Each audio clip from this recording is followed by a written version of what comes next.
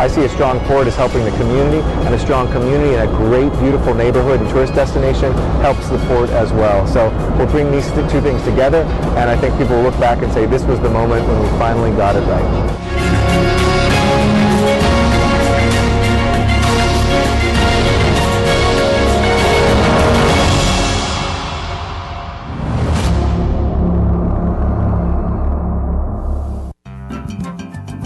Hi, this is Carretero Family. We are from East Los Angeles, Boyle Heights. You're watching Channel 35, our city, our channel!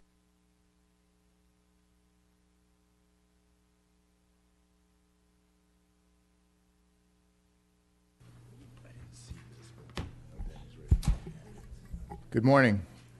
Today is Tuesday, March 14, 2017. This is the regular meeting of the Los Angeles Board of Police Commissioners. Madam Secretary, please call the roll. Good morning. Let the record reflect Commissioners Johnson, Soboroff, and Goldsmith are present, and we have a quorum. Thank you. Do we have any comments on any of the consent agenda items? We have no comment cards.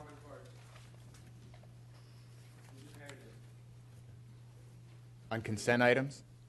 On consent items. Okay. We have one on 1B.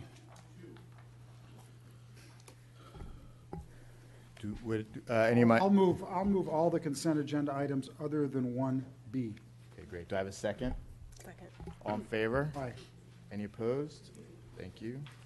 So let's call the two comment cards on item 1B, please. We have Hamid Khan and Paula Miner.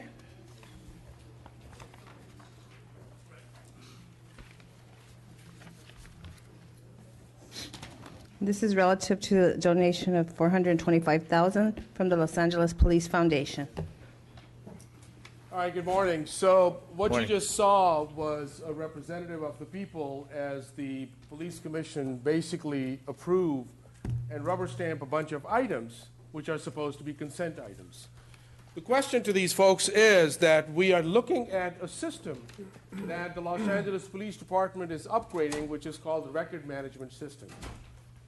When you further scrutinize the record management system, it is very much in line with what is known in the larger context of policing as the information sharing environment, where fusion centers are at the heart of this thing, which are these spy centers where everybody's information is gathered, it's uploaded, and it's shared all around the country, including on activities which are constitutionally protected, like taking photos and things like that. So what the record management system now is saying is that this would be a part of larger modernization of mainframe and systems related to connected officer programs. So then what that will do is that it will allow officers in the field to be connected via mobile file storage and mobile applications for the collection and delivery of data to support their work. When you bring in predictive policing, when you bring in suspicious activity reporting, when you bring in various other forms of technology that the Los Angeles Police Department is using to trace, to track, to monitor, and basically stalk us, this really becomes a very critical component. So the question to the Board of Police Commissioners is, as custodians of public trust, did any one of them even study this piece? Did any one of them take the time to see how it will affect our lives, how it's going to impact our safety, and how this further gives a tool to law enforcement agencies to further criminalize us?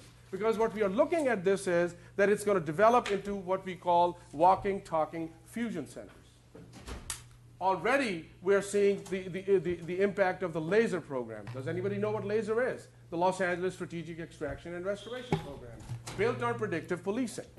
Thank you for your comments. Right? Where your past record or your reported crime goes in and hot zones are created and the whole community gets criminalized. The next speaker, please, Paula Miner. This is why we call them shock absorbers for the system. Thank you. The failure to protect our rights. Good morning. Good morning. My review of the same item has to do with the source of the money. It's nearly $500,000, and we frequently see under consent items the Los Angeles Police Foundation donating money for specific smaller amounts. This is one of the larger ones that has shown up. in our research, and we can be corrected, the original purpose of the Los Angeles Police Foundation was to serve as a foundation to provide resources, particularly to officers and officers' families who are in need and being harmed or have been harmed. When we look at $500,000 going for basically a reporting system, a management system that should be paid for with the resources that LAPD has, we wonder, where did this money come from? We know in the past that when body cameras and tasers were being purchased, vendors who wanted to get contracts with LAPD sent money through the LA Police Foundation for some of the initial purposes. We reviewed the Los Angeles Police Foundation. We know that some of the members of this nonprofit are also some colleagues, just the colleague connection of board members, of commission members. So it raises eyes, particularly about where does this money come from, what is it being used for, how does a nonprofit foundation end up with over almost $500,000 for this purpose, in addition to the other purposes that have previously been identified. We think the OIG should look at where does money come from. The foundation doesn't produce money, it's not profit making, so someone has to give it the money. And we're concerned that the commission could be concerned that are they vendors who are circumventing other directions and donating to the foundation. Thank you. We have no other comments on this item. I'll move approval. Do I have a second? Second. All in favor? Any opposed? Thank you. And please let the record reflect Commissioner Figueroa Villa is now present. Thank you. We're now on item number 2, regular agenda items. We have a card on 2D and 2H. Okay. There are a number of items that I don't think we need a report on, but 2A, anyone want to report on 2A? No. Anyone want to report on 2C? No. Anyone want a report on 2E? On 2E? Yes. I don't want on the D either. I have a Okay. comment on 2D. No. And would anybody like a report on item 2G? No. Do we have any comments on those 4 items? No, sir. Okay. Do I have a motion to approve items 2A, 2C, 2E, and 2G? Motion to approve items A, C, E, and G. And do we have a second? Yes. All in favor? Aye. Any opposed? Okay, thank you. So let's move to item 2B, please. Department's report dated March 3rd, 2017, relative to the recommendation for the Police Commission Distinguished Service Medal.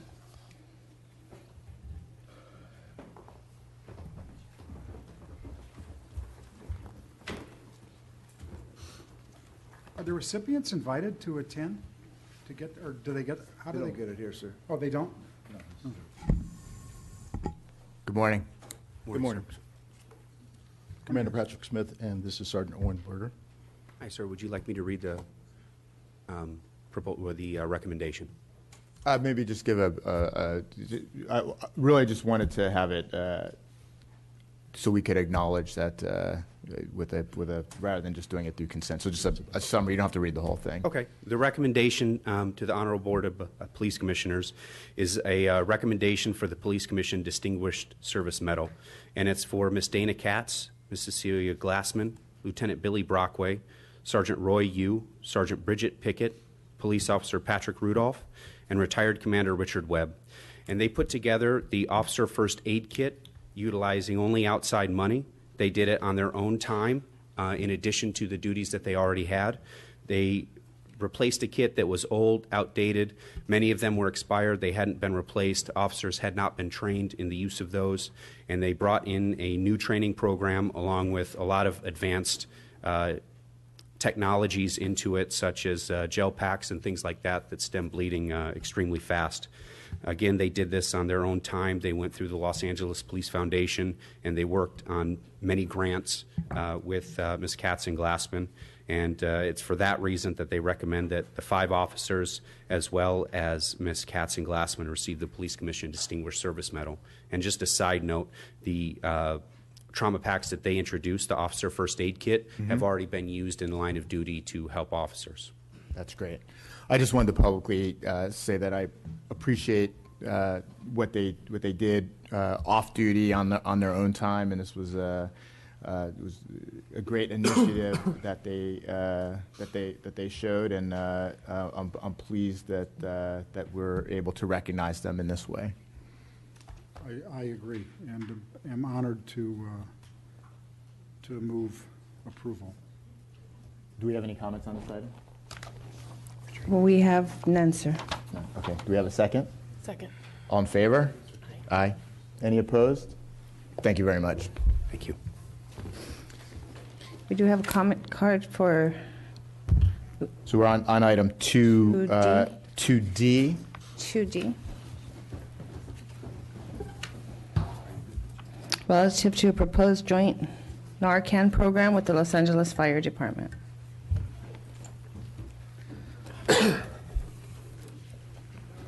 So again, we don't need a full report on this. I just wanted to say I'm very happy that we're doing this and reading the report, seeing how effective this has been when used by other departments in a department our size, and how big of an issue this is in our city in general, and in certain communities specifically. I think this is a great initiative. I'm very happy we're doing it. The only question I had is, do you have any sense of how often this might end up being deployed? And obviously, when it is deployed, we're talking about saving lives every time. Yes, sir. Commander John Sherman from the Office of Operations, and I've got with me Sergeant Albert Gonzalez from Operations Central Bureau. He's the aide to Commander Chamberlain, the department's homeless coordinator, and he is one of the subject matter experts. He'll try to answer that question. I know San Francisco and some other communities have. I don't believe a city the size of Los Angeles has ever undertaken this effort, so I don't know that we could quantify that. But Sergeant Gonzalez, if you could talk about quantities. Yes, sir. So just to give you some insight, we're looking at training up to 100 officers already that are going to be comprised mostly of our citywide HOPE teams as well as our central reset officers. So based on that number and based on prior experience with the other agencies, I know Orange County, we provided you some data with that. Orange County, in a matter of 6 months, reported 6 lives being saved.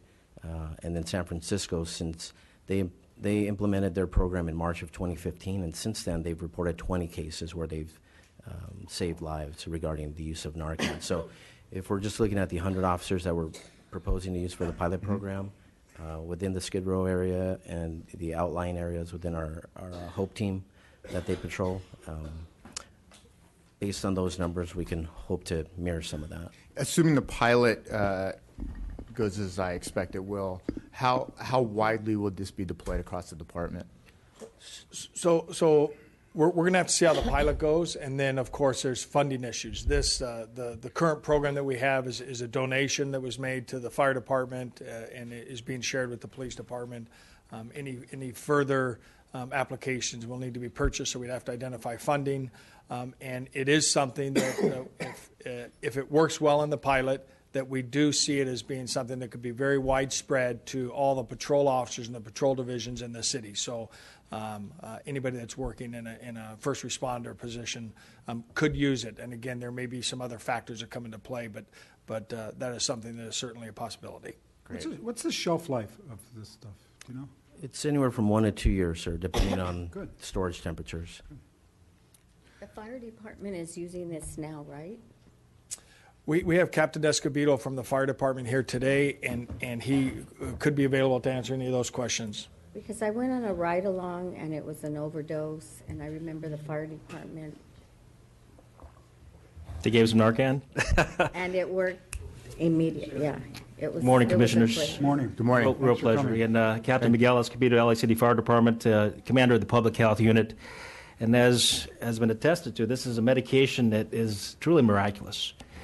Is just so you can compare it to an AED, those automatic external devices, when you apply to someone to shock them and bring them back. This is just, I mean, it's fast acting and it has very, very mild side effects, and it's just easy to administer. So as far as that's correct, 1 to 2 years, depending on shelf life, there's a temperature range up to 104 degrees that we typically keep our medications. And but you'll see, it's fantastic medication. And we do currently use that medication now. Our way of administering is typically through other means, through IV access typically for us, or through intramuscular injections. But this way, intranasally, is just the safest, quickest way to administer the Narcan. That's great. Wonderful. Do you find that there are times when it's too late and by the time you arrive it's too late? Of course. I asked that specifically because sometimes our officers are first on scene, and the fire department ends up getting called after the fact. Well, by too late is typically when somebody's already dead. And unfortunately, this epidemic of opiate overdoses causes severe central nervous and respiratory depression, and sometimes it is too late. And this is why the officers are going to be trained to recognize when to administer it, when it's safe to do so, and obviously after contacting us so we can further support bringing back our citizen here typically. Great. Any other questions? We look forward to getting the report back. Do we have any comments on this item? We have one comment card. We have Karen Hilfman.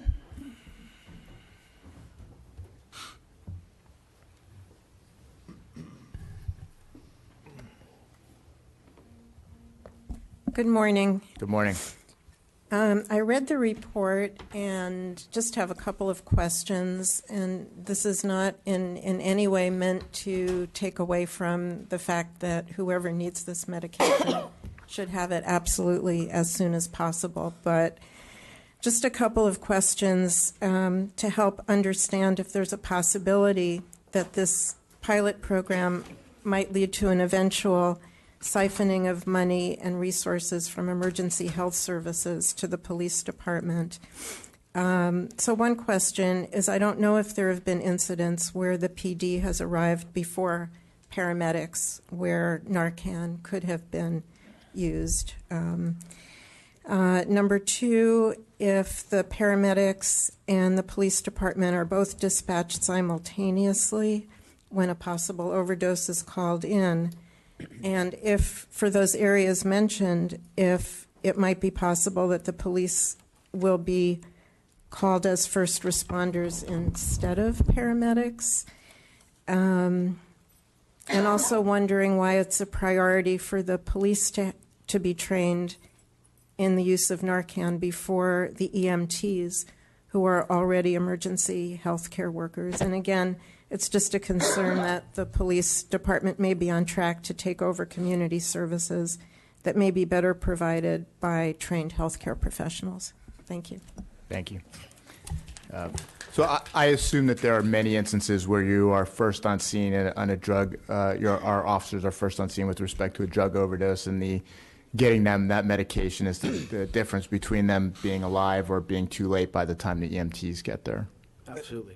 And that's the idea behind it, sir, is that certainly if there's an EMT on scene, then they will take care of their business. The idea is that when a emergency medical professional is not there and a police officer is present, these seconds or minutes may matter very much in the life or death of someone.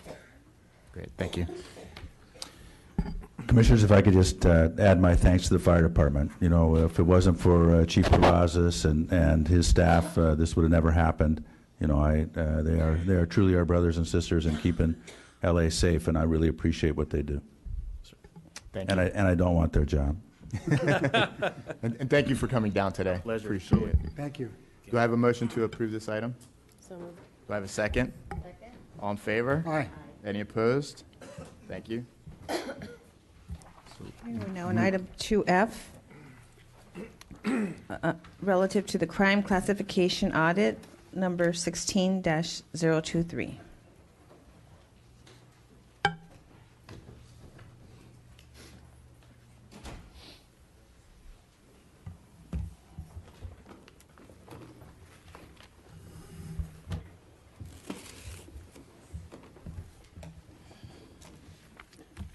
Yes, good morning, Commissioners. Jeffrey Phillips, Commanding Officer of Audit Division. With me is Lieutenant Darrell Martin. He's one of my officers in charge and oversaw the section who did the audit, and Police Administrator John Newman. Good morning. Good morning. I'd like to start with maybe just some brief background with regard to assessing crime classification. What we're using to test against is a uniform crime reporting, the summary reporting system, and it's under the purview of the FBI. And we've been conducting these types of audits for the last 10 years or so, and we've used many different methodologies in looking at crime classification. However, since 2014, we've gone ahead and used this same methodology, and we've selected assault to go ahead and assess, both simple assaults and aggravated assaults, just because of the fact that it's very challenging to classify these types of crimes. The UCR is a nationwide way to, it's a measure for all law enforcement jurisdictions, and so therefore the definitions of simple assaults and aggravated assaults don't always coincide with the penal codes, and certainly not with the California Penal Code. And as an example, we may have a misdemeanor assault crime that may be an aggravated assault, and yet we may have a felony assault crime that is a simple assault. And so the department, and Mr. Newman will go ahead and touch in depth with regard to some of the efforts, to try to improve crime classification with regard to assault. But with regard to the audit findings, we have, at face value, we have two objectives that we looked at, and that is simple assaults and aggravated assaults. Notwithstanding the fact that at face value it looks like a simple audit, we did look at a little over 1,000 crime reports and arrest reports to make this assessment. As far as the results, we had improvement with regard to the aggravated or the simple assaults, 2% improvement, and aggravated assaults, and this from the previous year. So looking at 2014, there was a 2% improvement. With regard to aggravated assaults, we had no change in the error rates. If Mr. Newman wanted to go ahead and just touch on some of the efforts that have been made since 2014 in trying to improve with crime classification. Good morning, Commissioners. Chief. Morning. Director General. I've presented here a number of times, probably about 3 or 4 times in the last couple of years, on the efforts of the Data Integrity Unit, and we have continued to basically maintain the mission at hand, which was to basically improve the department's crime accuracy and coding through a series of efforts of primarily training, inspections, and providing support and being basically a single point of contact for the department and all of the personnel within it with the Cal DOJ and with the FBI for the UCR program. And so over the course of the last roughly 2 years, a little bit over, the Data Integrity Unit, totaling approximately 8 individuals, give or take 1 or 2, have basically conducted a series of inspections. They have conducted training.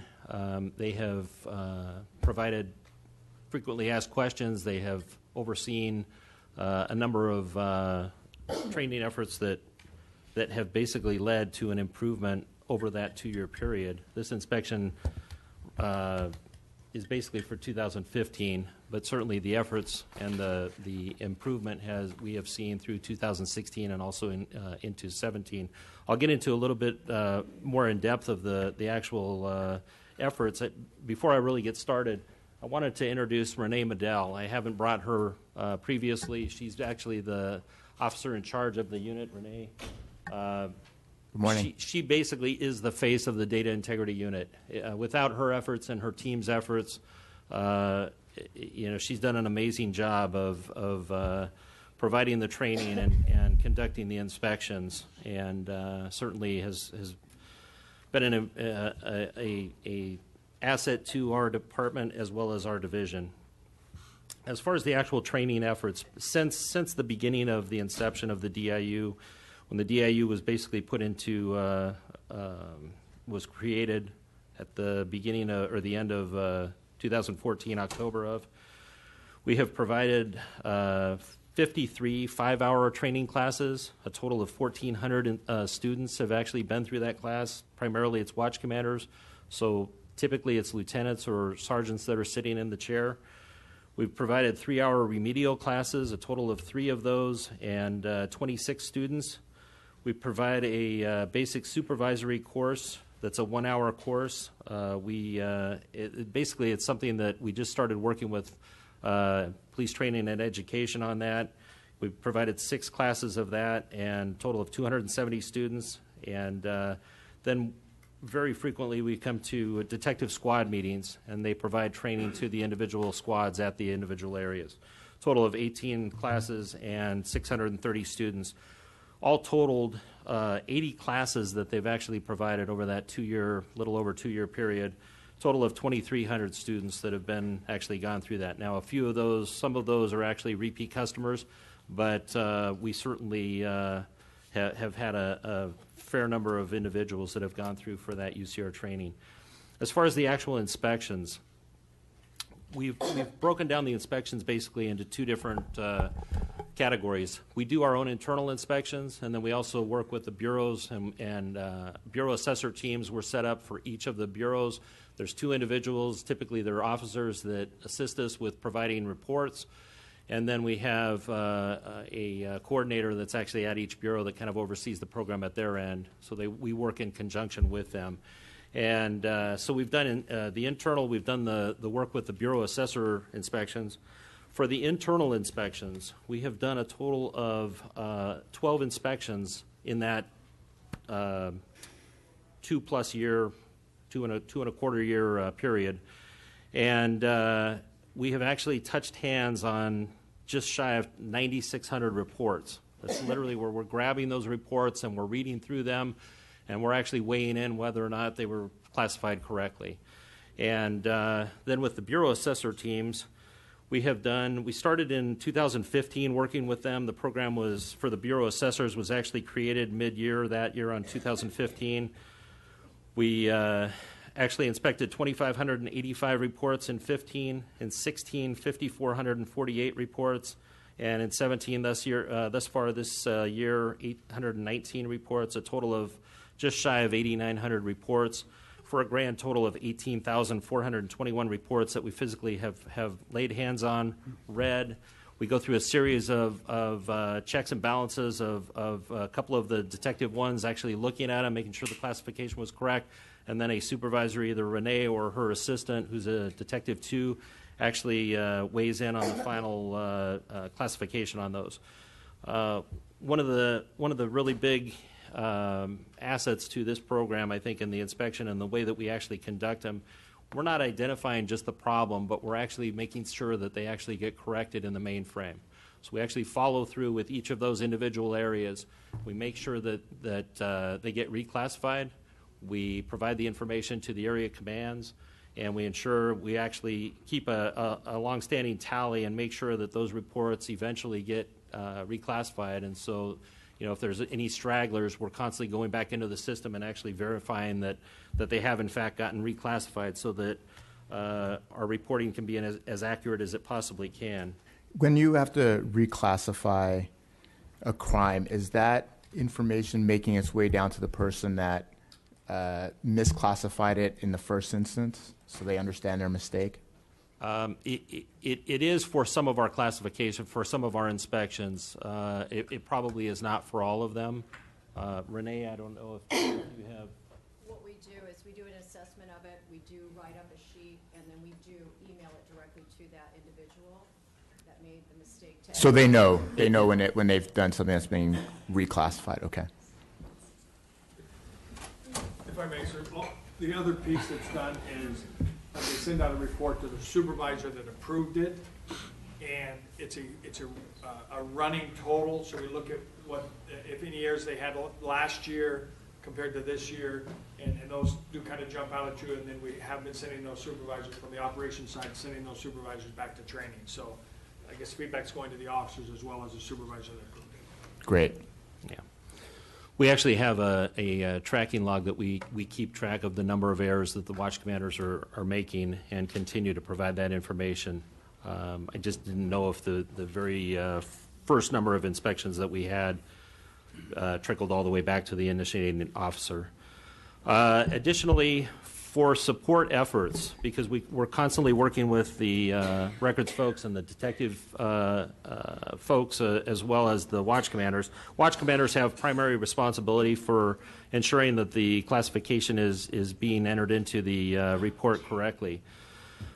But the Data Integrity Unit meets on a regular basis with area supervisor meetings. They meet with the Area Records Management Association, which meets several times a year to actually provide information on the proper classification of crimes with all of the area records units, because they're actually in the mix, obviously, and certainly a partner in this effort.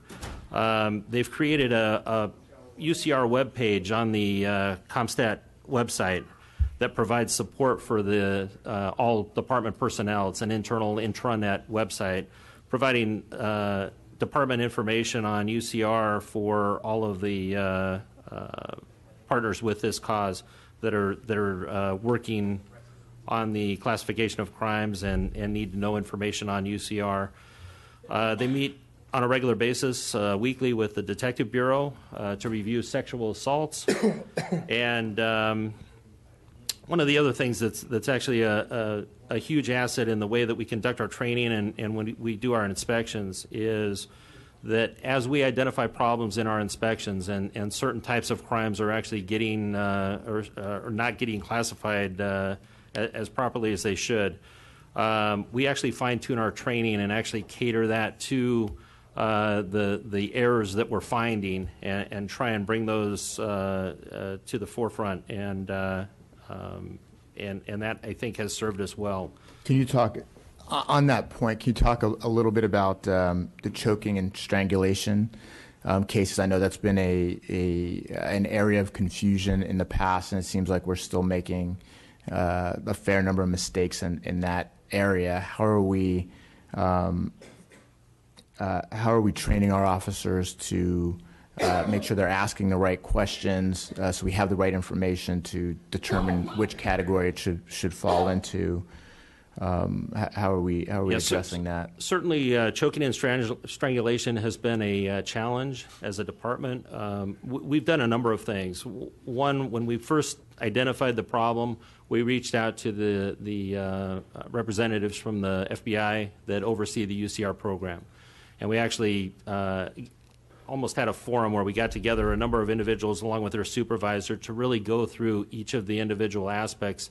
What constitutes just somebody pushing somebody away and maybe they push them on their neck versus an actual strangulation. We actually got some really detailed information, and we actually modified our decision trees, which I think we showcased here on a couple of occasions. Decision trees are basically a series of kind of yes and no questions and answers that basically lead the watch commanders and the individual officers to classification or classifying the crime correctly. We actually modified that decision tree for the assaults, for ag and simple assaults, to include some of the information that we identified or that we obtained from the FBI on that particular issue. We have seen an improvement in that particular area in the time that we have actually been overseeing this and conducting these inspections. And like everything else, quality through continuous improvement. We continue to update those decision trees as we find, and not just with the strangulation, but with every issue. Basically, those decision trees have probably been modified, at least a dozen times since we first came out with them at the end of 2014. And like with every other issue, we continue to make changes. That reflect changes. Brandishing is another issue that in the beginning of 2015 were added to our assaults, to our aggravated assaults, based on kind of clarification and really digging into the UCR manual. So it's one thing that we continue to do. And then obviously the follow-up piece to that is as we identify additional information, we continue to bring that up in the training efforts and provide that to watch commanders and the supervisors that we provide the training to give them all of the latest information. One thing we constantly are doing is when we identify changes, we send out emails to the entire group that we have provided training to. And obviously they're directed to come to our UCR website page and find anything new that's been posted on it. But that's kind of an overview of what we've been doing. Certainly it's the support effort, it's the reaching out to the UCR coordinators at the FBI and Cal DOJ, it's the inspections, and you know, probably first and foremost, it's the training effort to try and ensure that the number of errors that are being made are continuing to decline. And that's certainly what we have seen over the 2 years that we've been tracking these. Commissioners, if I can just add some perspective on this. Last month I was in Washington. I sat down with Director Comey for quite a while. This is one of the things that we discussed. He realizes that the UCR is an antiquated system, almost 100 years old now, that does not meet the realities of modern policing or the charging systems that the various 50 states use. They are very, very desirous, and he promised me that we would be shifting to NIBRS in the future, which is an incident-based reporting system, which will make a big difference in the continuity of crime reporting nationally. And as you can probably tell, we use a lot of resources to improve ourselves in this area, most of it based on a system that was designed and is being used in a way that it was never intended. So, you know, my kudos to John and the rest of his crew. You know, they are doing this better, and Comey acknowledged this, doing this better than anybody in the nation. We're spending a lot of time and a lot of energy on trying to translate California penal codes into a mythical UCR system that was designed at the time of Prohibition. So, you know, it doesn't capture things like, you know, computer fraud. There's so many crimes that are the most common kind of crimes that aren't even acknowledged by UCR. So, all that to say, all this good work will begin anew when we go to NIBRS, and the LAPD has grant funding and will be the first major department to do that. Great. Any other questions? I just want to acknowledge the compliance rates are excellent based on what you got to work with here. I think it's great. Thank you. Thanks for your work in this area. I'm glad that we are showing such a strong improvement. Do we have some comments on this item? Yes, sir, we have two. We have Ted Hayes and Hamid Khan.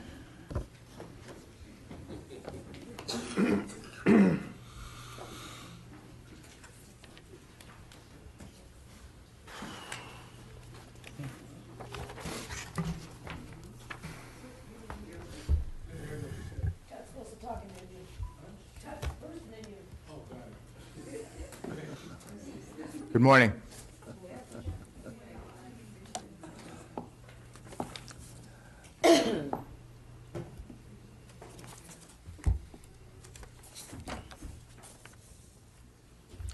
Legislative Brown Act, Section 54954.3. The legislative body of a local agency shall not prohibit public criticism of the policies, procedures, programs, or services of the agency or the acts or missions of the legislative body. So each time the president declared a person was not speaking on topic, but indeed that person was criticizing the agency. But what happened to the speaker, exercising his constitutional rights, was that the speaker was arrested, taken up, told not to speak anymore, and his speech was censored and concluded. Well, the Brown Act says that you can criticize, and the body cannot prohibit it. Where on the agenda does criticism take place? I would suggest anywhere. My considered criticism today of the policies of this agency is that the X-ray scanning machine is down once again. It was down once before, But the officers manning that machine were lying. That machine was functioning quite well. But what they wanted to do was search everyone's property, go through everyone's bag, keep the line going back forever, waiting for each search to be concluded. Now, I would suggest that that's what's going on today. Otherwise, take some of your money from your budget and buy a new machine. Now, you're not going to do that. You're going to tell those officers, shape up, stop lying, stop harassing us, and allow us to get in here without any delay or any nonsense. The X-ray machine is not down. I can assure you it's not down. But your officers are simply harassing us.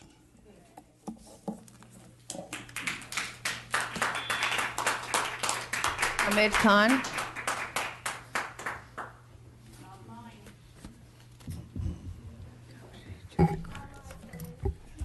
I guess the chief made a comment about modern policing and his meeting with the FBI chief. I think regardless of how we modernize policing, one thing remains the same, that they falsify, they lie, they conspire, they kill, and they murder. Whether it's the 20th century, the 21st century, 19th century, this remains a common theme. Which brings me to this presentation, that what we continue to see are these audits. Audits basically are checking the box. Audits basically come down to that, okay, are they following the process? Well, if the process is flawed by design, so the audit is going to be 100%, just in compliance as well. But what's not being said by this group is, and for directly to the commission is, that what happens when you find out that there is blatant corruption taking place? We see this audit of classification, right? Within the last 3 years, there's been misclassification and falsifying of crime data. Over 1,200 reports. This is all documented. We have seen the misrepresentation and falsifying of timesheets, where cops have been sitting at the desk and saying that they're out in their patrol cars. What we have seen is the breaking off of antennas. We had this digital in-car video system on the agenda earlier, where 92 out of 300 of these antennas were broken intentionally by cops. Nothing happened, to the extent that even TFANC is documented in internal emails by saying that this was an abdication of responsibility by the command staff. So I think what we are seeing is not just a culture of the abdication of responsibility of the command staff, but what we are seeing is this constantly nurturing of falsification, this nurturing and protection of lying, this nurturing and protection of conspiracies that's continued to happen. And yet with all these audits, the LAPD remains the most murderous police department in the country. Yet with all these reports, the LAPD continues to kill people, 1/3 of them having known mental illness. So this is what we have to work with, and this is what the audits do. Thank you. We have no other cards for this item. Do I have a motion to approve this item? So moved. Do I have a second? Second. All in favor? Aye. Any opposed? No. Thank you. Okay, we're now on 2H. Thank you very much. Thanks. We have 3 common cards on 2H. This is regarding financing agreement with Motorola Solutions for portable and handheld radios.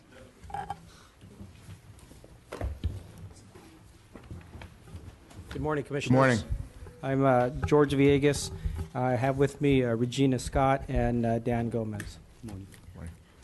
Essentially, what you have before you is a report that updates on the status of the purchase of Motorola handheld radios.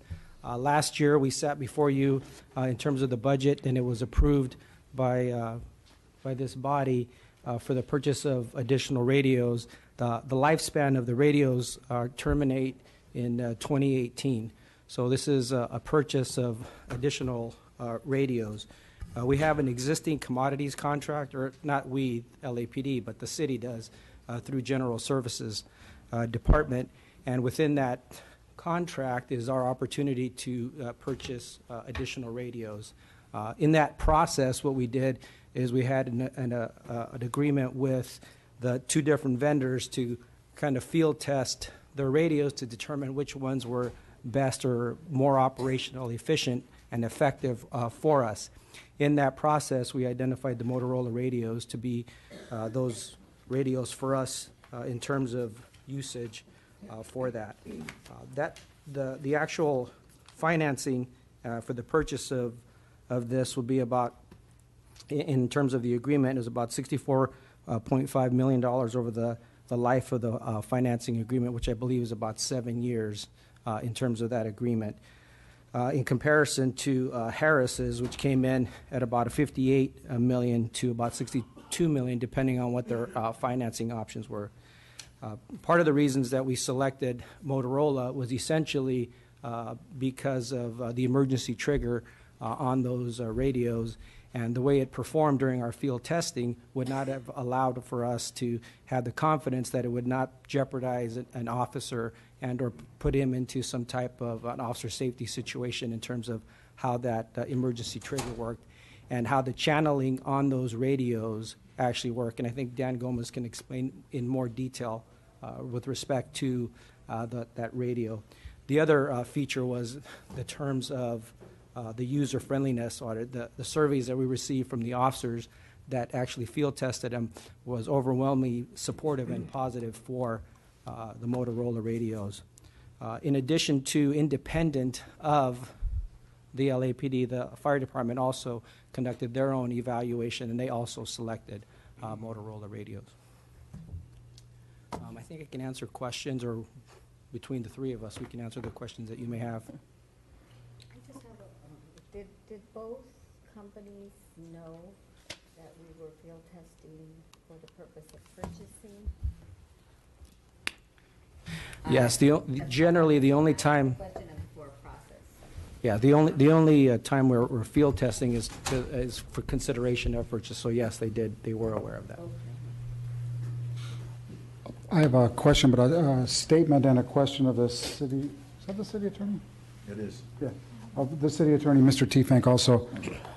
I have questions to ask, but I need to know if I need to recuse myself from any vote. A friend of mine and I had lunch. We worked at the Dodgers together. He's here today, Howard Sunken. And we had lunch, and during that time, he mentioned to me that this was a project that he was interested in. And my response was that, I have great faith in the department. If they have any issues, write a letter. But I did have that conversation with my friend and associate Howard Sunken, and I wonder, A, can I ask questions, and B, should I recuse myself? I would defer to the city attorney. I'm asking the city attorney. Okay. Well, let me answer this way. The Los Angeles Ethics Ordinance prohibits members of this commission from participating in the bidding evaluation process. Other than when the recommendation comes before you, you can then ask questions about it, as it is here. However, to the extent that you had a conversation and the scope of that conversation, and whether or not that would impact your obligations under the ethics ordinance, that you should take up with the ethics commission so you can discuss it with them so that you're not doing that. Okay, so I'll choose to recuse myself instead of going back to ethics. But my question is, can I ask questions, or since I'm going to recuse myself, should I not ask questions? If you're not going to vote on this, then you probably shouldn't be asking questions. Okay. You're recusing yourself? Any other questions? Any other questions on this matter? Mr. City Attorney, should the commissioner leave the dais while the discussion is taking place? Right. If you are going to recuse yourself, you cannot be present for the discussions and the vote.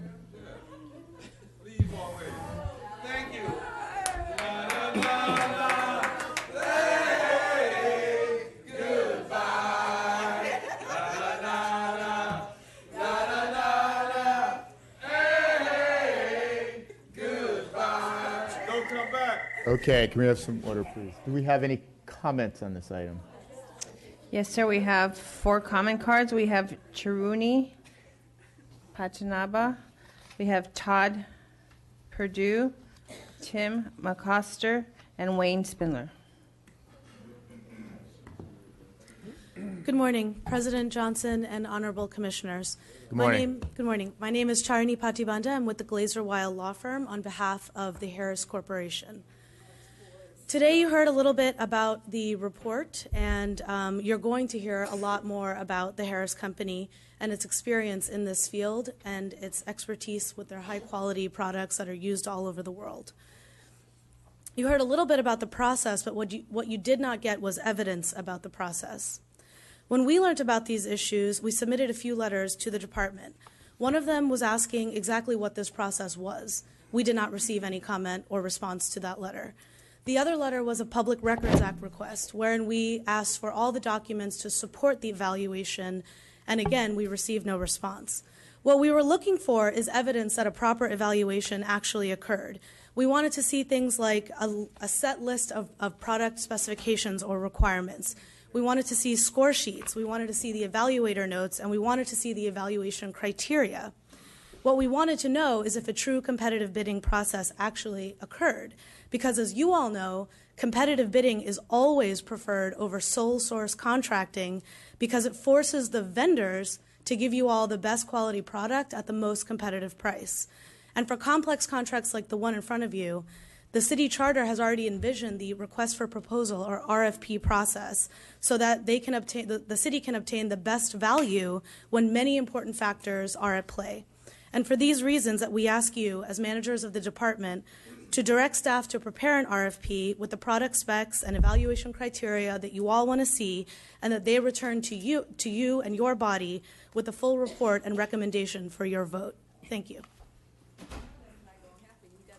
Thank you. Todd Purdue.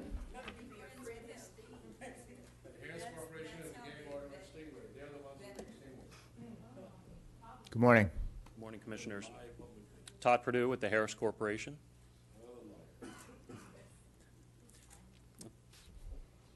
Harris is here today to request for a fair, formal process to procure these radios. We believe we have the best product on the market at the lowest price, and we want nothing more than to prove it to you. Harris products are used by every branch of the military, by first-tier first responders across this country, and these, from the battlefield to the city streets, these products are proven, rugged, and trusted.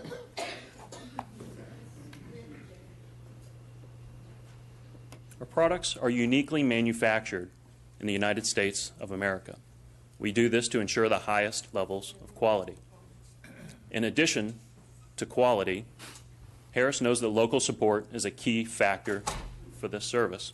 That's why we chose to partner with Daily Wells, our strongest service provider, who has a regional office located right here in the city of Los Angeles.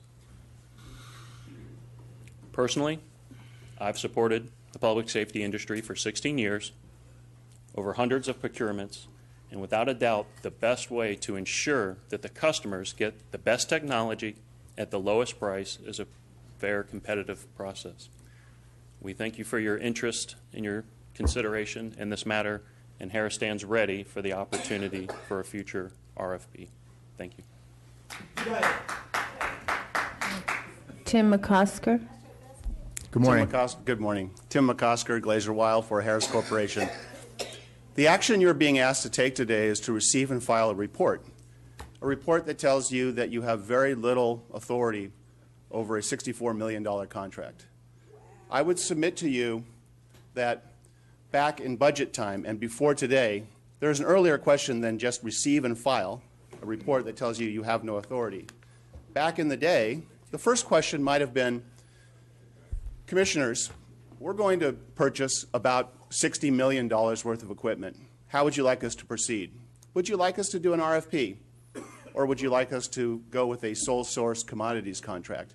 And as commissioners who run a department similar to Airport or the Harbor or DWP and other commissions that actually run the agencies that they oversee, you might say, well, what are the pros and cons?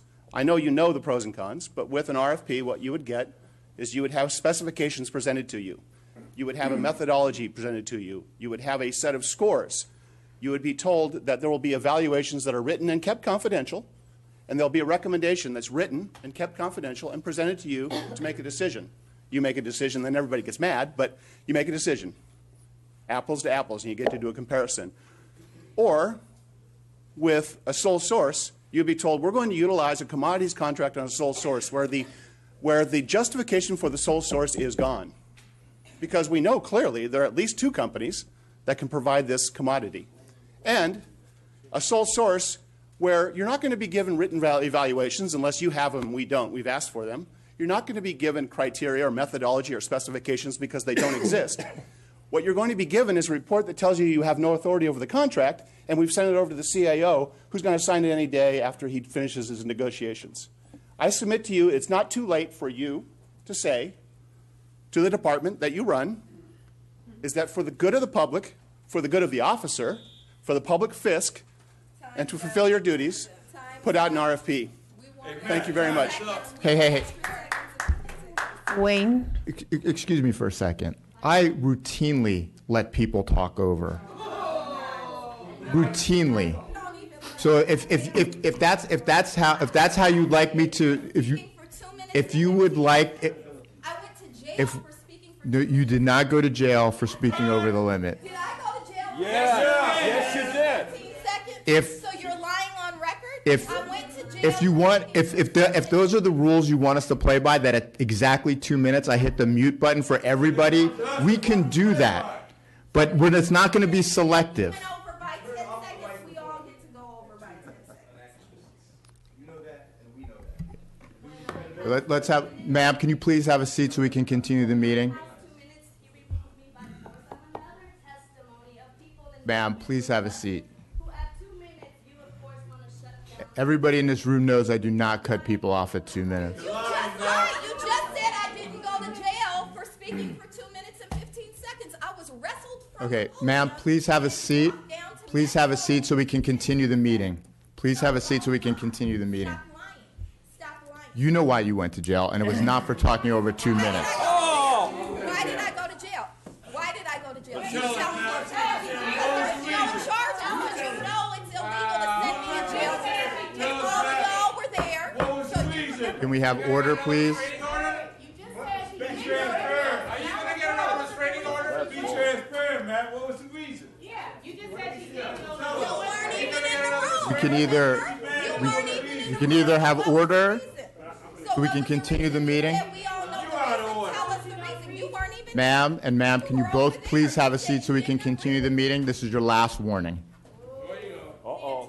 Ma'am, please have a seat. This is your last warning, or I'm going to ask you to leave.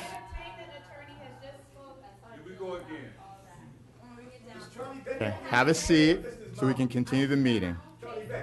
Please start the clock for Mr. Spindler. 2 minutes and 10 seconds, Wayne. Oh, well, I mean, we're having a good dialogue here. You went to court last week, and the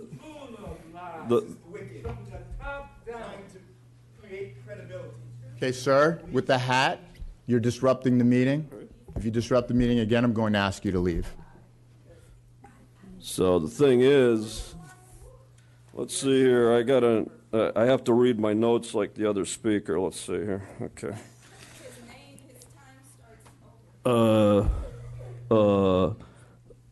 I think radio good.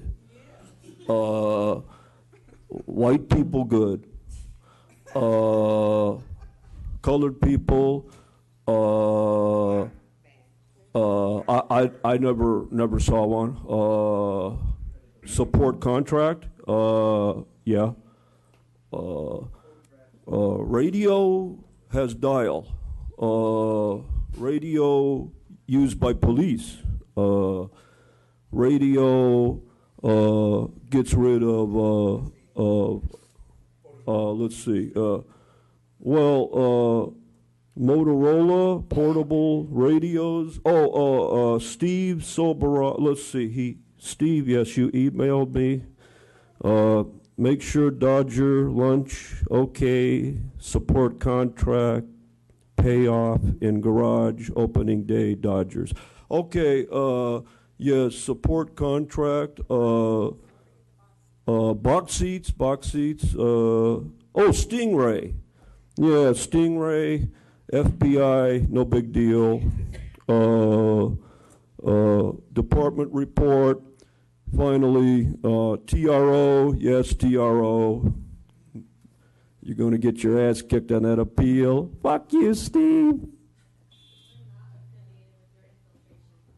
There are no other comment cards, sir, on this item. Are there any additional questions any of my fellow commissioners would like to ask based on the public comment?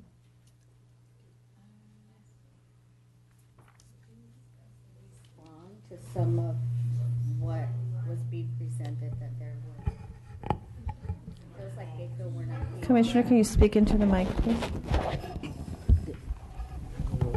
Doesn't she have to speak so we can hear? Yeah. I asked the department to respond to some of the what feels that is a date. I just lost it. Glasser Wheel feel that we weren't fair to them in this process. Can you respond to them? So I think that part of the presentation that was made by the Glasser Wheel attorneys indicating a sole source contract is not necessarily accurate. We have a commodities contract, and the city has an existing commodities contract. And so it's not a sole source contract. It wasn't an RFP specific for this process. It was a side-by-side comparison that they both agreed to engage in and allow us to see which of the radios actually worked best for us. And then in that process, we were able to identify clearly without any doubt that the Motorola radios worked best and they were operationally effective for us. So in terms of fairness, they were all participant in a process that allowed us to side-by-side field test both radios. And quite frankly, if the radio doesn't work, if you can't use it in terms of an emergency trigger, and when we're moving from one channel to the next, if it's not moving you back into the frequency, the base frequency that we needed, the officer needs to be on, then the radio is not even an optional, it's an option for us to use. So, but to get into the details, if you'd like, I have Dan Gomez that can go through the very specific process that we engaged in. Thank you, Commissioner. So what we looked at is we looked at them three different categories. We looked at them from a technical perspective. So in that case, really doing a side-by-side, what the different vendors provided to us, how long their batteries last, what their feature sets were, how that worked with what we do organizationally.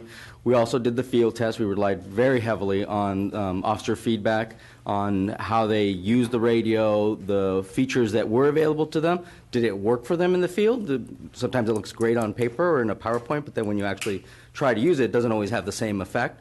So the officers went through those tasks and they identified certain issues specifically to the Harris radio that they found cumbersome in using, so they constantly made that comment. And then we also looked at it from the support aspect, because clearly we're talking about 11,500 radios across the organization, so we have to make sure that they fit into how we're going to support them, how we program, how they work, and the technical people in charge of that task found the software to be glitchy, as they put it, hard. They would repeat tasks, so we didn't have a smooth transition. In that time, we submitted both vendors to the exact same process. So when we went out in the field and they provided radios, presentations, training, we afforded the exact same type of opportunity to each vendor to provide their best foot forward, so to speak. Thank you. Do I have a motion to approve this item? I'll move it. Do I have a second? Second. All in favor? Aye. Any opposed? Thank you. Thank you. We're now on item number 3, report of the Chief of Police, Chief Beck. Morning, Commissioners. A couple of things comment on before I get to crime statistics.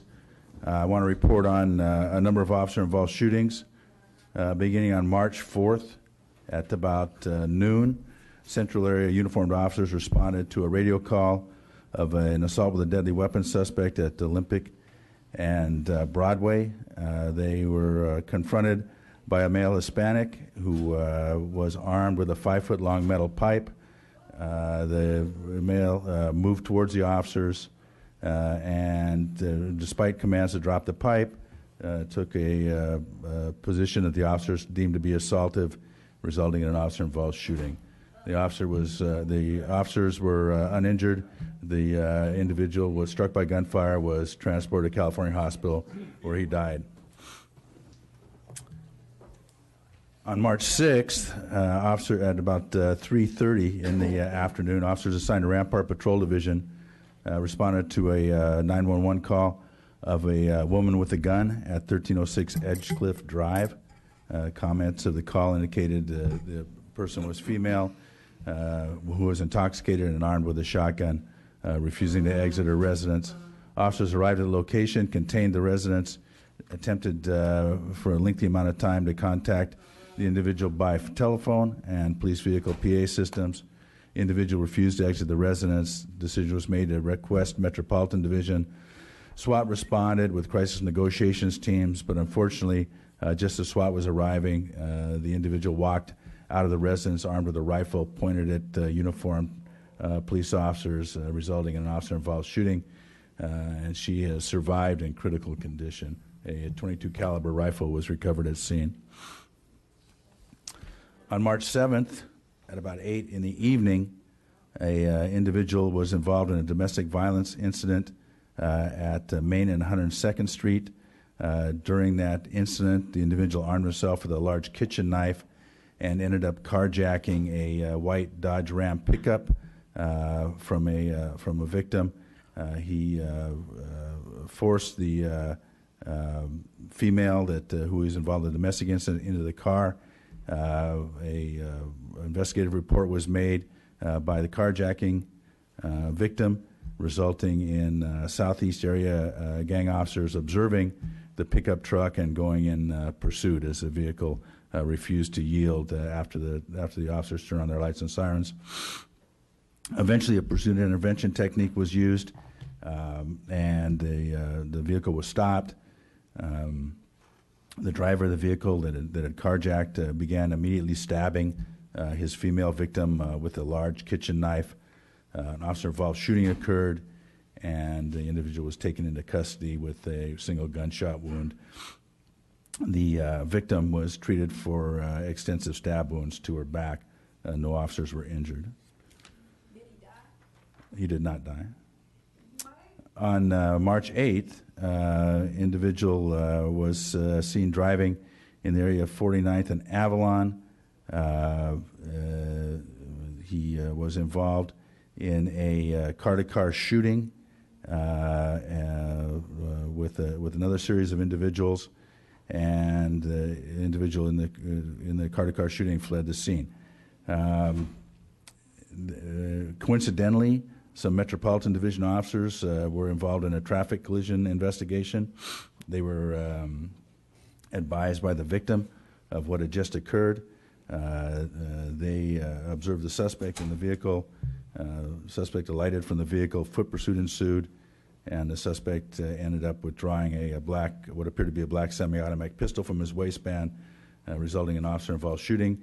He was not struck by gunfire, and he was uninjured but taken into custody. A black semi-automatic BB gun was recovered from the scene.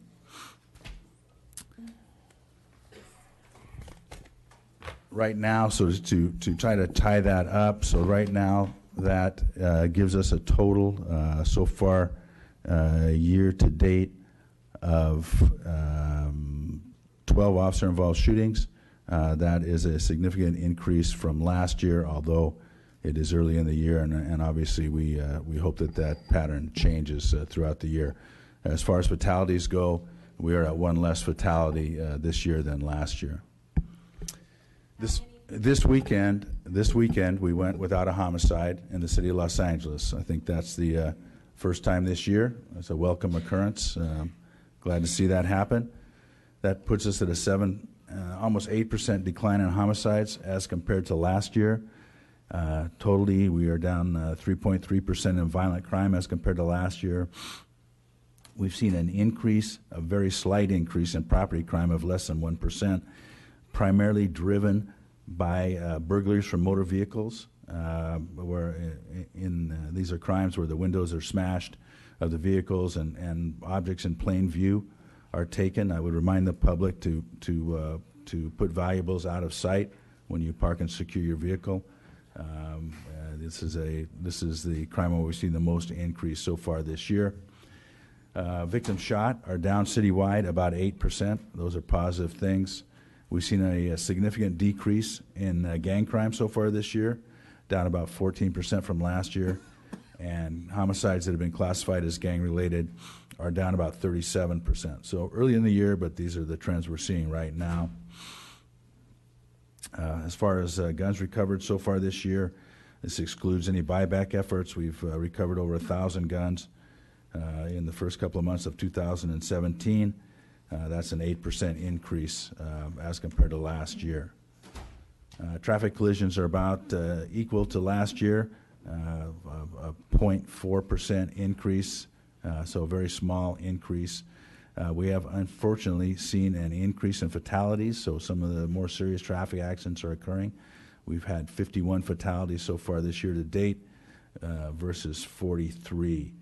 Of those fatalities, 29 are pedestrians, and that's where we've seen the most significant increase is vehicle versus pedestrian fatalities. So,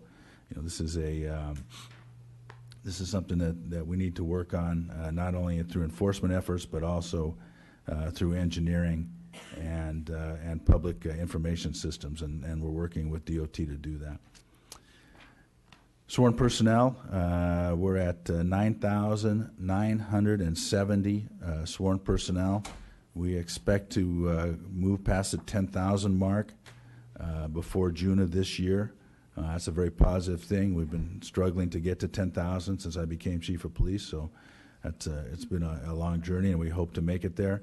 We are still holding 479 civilian vacancies. Active civilian personnel, we have 2,839. We have 8,411 cadets in our program and just over 400 reserve officers. And that completes my one final thing. I had mentioned in our last comments that the sheriffs and LAPD were going to be playing a football game this past Saturday. That football game occurred. It was very well attended. It was a great game. Great game, made even greater by the victory of the Los Angeles Police Department. Good to be here. Thank you. Any questions? Do we have any comment? Yes, sir, we have 6 comment cards. The first 3, Kai Utsumi, Pastor Q, Jan Marie, and Melina Abdullah.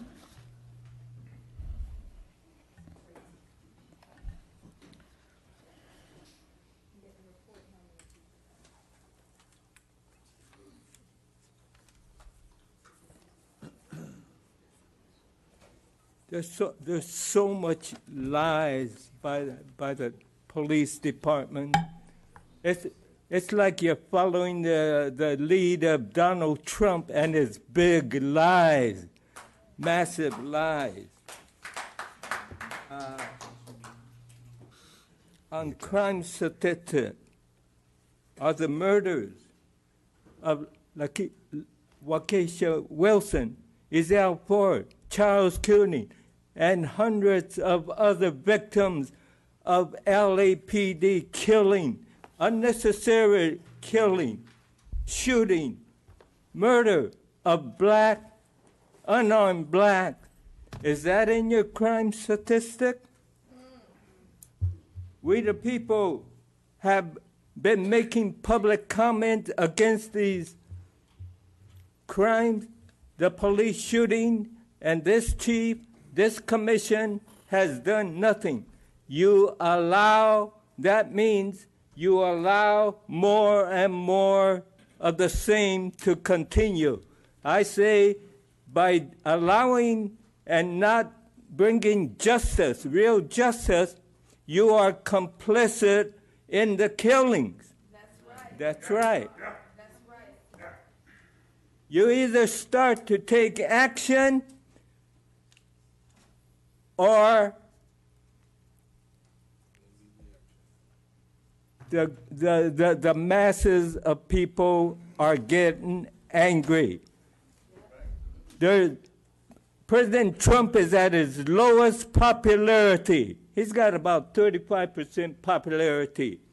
If the election was today, he would lose by a landslide. He lost already.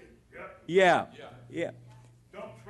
Trump and his racist white nationalist KKK followers, racist white KKK criminals.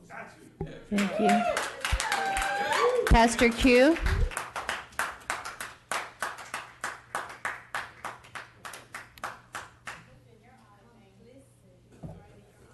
Good morning. I'm Pastor Q from the Church Without Walls, Skid Row. Good morning. And also from CLU, Clergy and Laity, United for Economic Justice, the Black and Brown Coalition, and the Black Jewish Justice Alliance.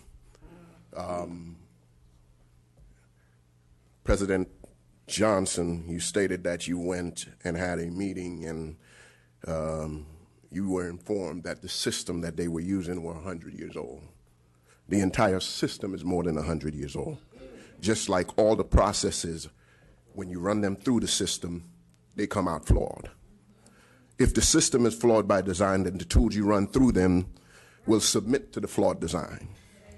And officers will submit to the flawed design. For instance, a man who appeared to be mentally ill was shot to death last week in downtown Los Angeles because the system is flawed by design. Former President Reagan threw all those people on the street and they're mentally ill. What are you going to do, shoot them all to death? I need an answer. I'm not just talking about LAPD, by the way. I'm talking about LASD and ICE. I was at a press conference yesterday with the daughters of Romulo Avelica Gonzalez, who was detained by ICE when he was dropping his 13-year-old daughter to school. She filmed the entire thing. That system is flawed by design. What are we teaching our children? Another press conference last week, LASD, I was doing a press conference because the sheriff was trying to turn over 300 names of problematic deputies. But the police union stopped him by getting 2 judges to stop him from turning over those names. They're still in the department. And we know if he identified 300, there's got to be more. I'm just saying. The fact that officers don't want to live in the communities they police should tell you something. I challenge any black officer to come live in the black community when you don't have your badge on and see what happens. Melina Abdullah.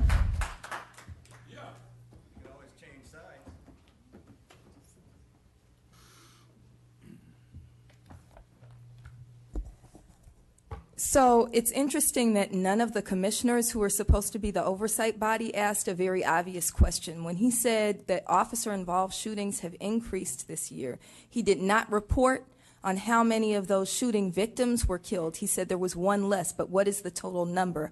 So I'm asking you, because the commission chose not to ask, what is the total number of people you've killed so far this year? 3 people have been killed so far this year. Last year it was 4 this time last year? Right. And so last year you led the nation in the killing of people at the hands of the police. So with just 1 less and more officer-involved shootings, including 1 person who's still struggling for her life in critical condition, you could very well lead the nation again in that killing number.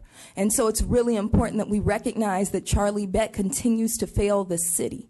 And so are you going to hold him accountable? Charlie Beck has not spoken about the officer Kevin Ferguson, who we're still demanding be fired, who shot at the 13-year-old children for crossing his grass. You have not reported on that. What is happening with him? We're demanding that he be fired. We're demanding that you, if you're going to keep your job, which we hope that you will resign, if you're going to keep your job, that you do your job and stop giving license to the police to kill people. We don't want 10,000 officers abusing and brutalizing and killing our community members. You should be living up to your rhetoric, right? But you're not, because your rhetoric is just your rhetoric, and your behavior tells us who you are. I don't believe what you say because I see what you do. In the words of James Baldwin, fire Charlie Beck. You all have a responsibility. You have a responsibility, Shane. You have a responsibility. Matt, Steve, Sandra, I'm glad you're speaking. Can you speak up? Not just speak, but speak up and hold him and this police department that you're supposed to oversee accountable for what they do. The next three speakers, Wayne from Encino, Tud Hayes, and Ariana Alcaraz.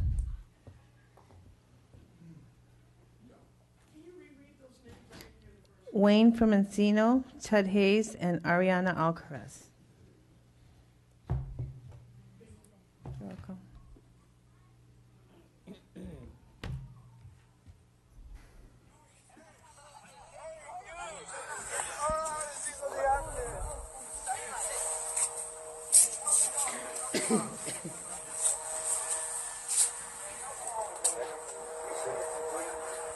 Not fired yet, huh?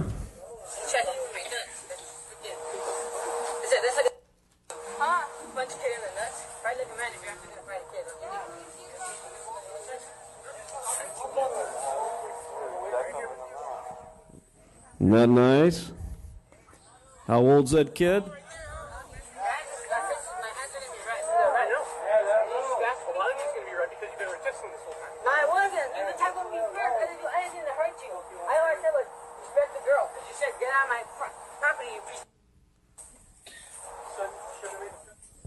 Why is he still employed by this department?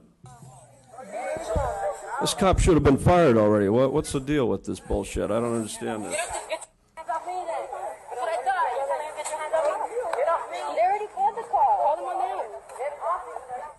Grown man. A grown man. You're a father there, houseboy. That's what they called you at the court last week, Nana Giamfi, attorney at law. You're a father. You procreated. Would you let anyone do that to your children? Would you let a grown man do that to your children? What would you do? Well, you go ask for a TRO, you know. You know that guy, that kid's father works for the Anaheim Police Department. His stepfather works for the Anaheim Police Department.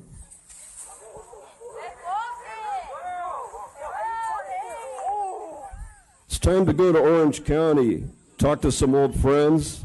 We got to put this jackass in some criminal charges because this is bullshit. Fire this jackass. Tud Hayes, please.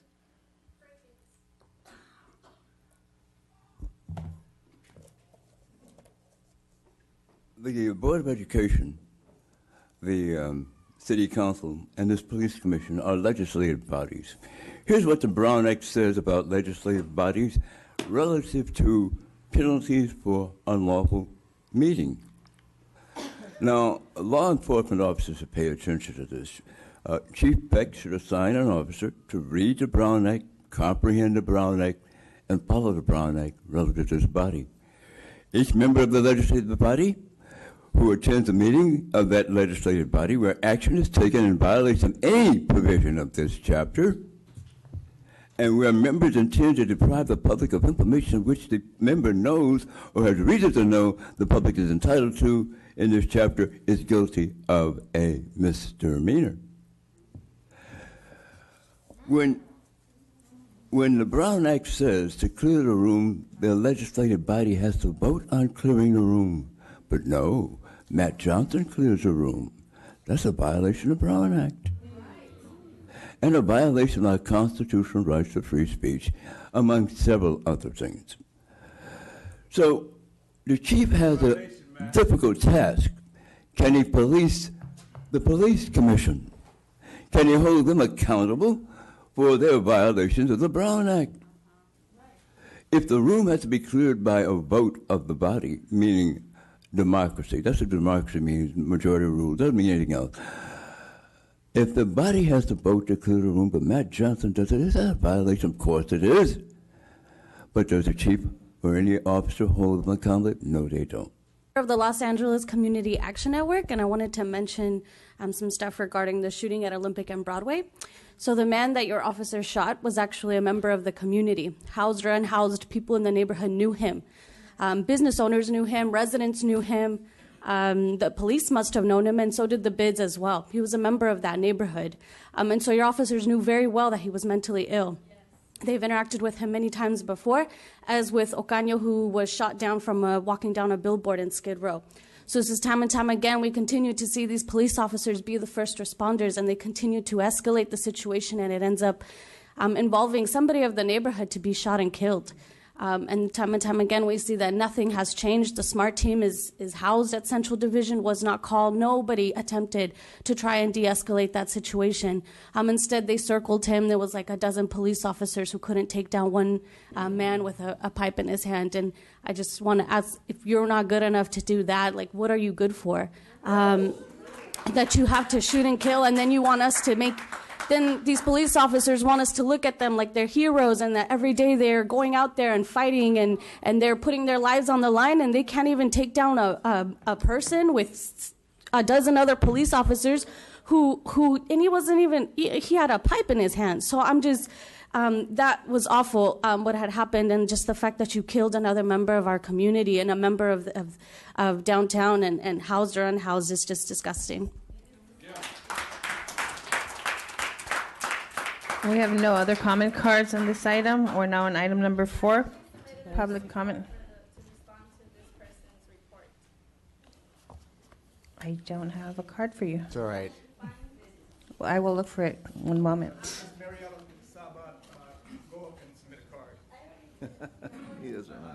I have one for, yes, I do have one. It's fine. We'll have.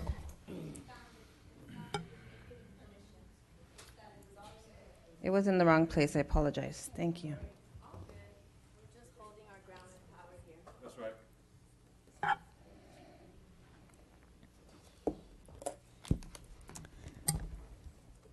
I echo disgusting. Your last words, Ariana. Disgusting was how I left the time that Ortega right here, who can't look at me in my eyes.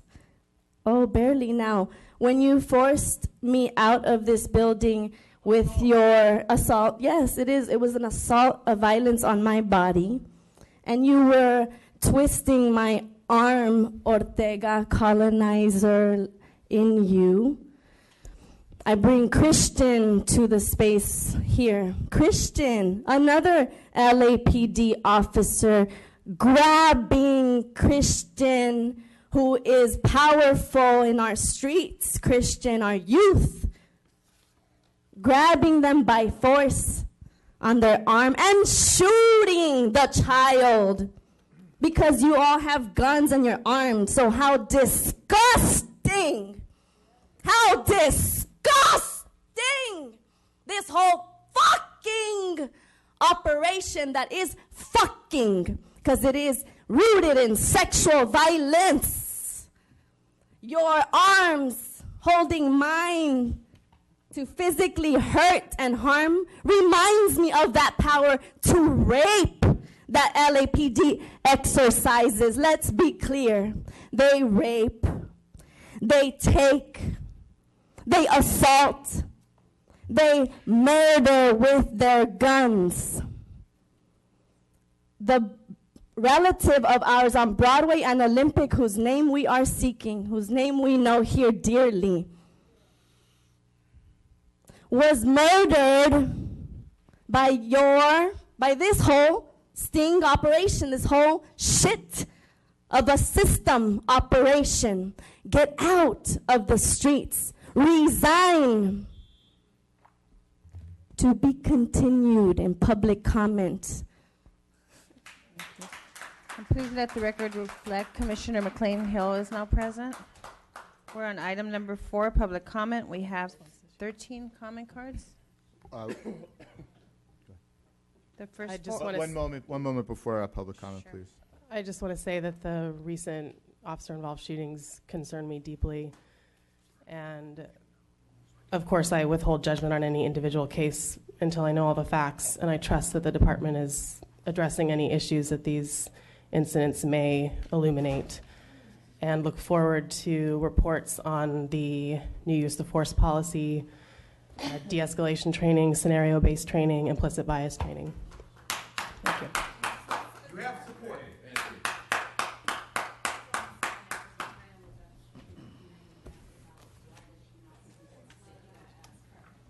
Okay, the first four speakers, Prentice Jenkins, Christine Gadsden, Audrey George, and Ingrid Turner.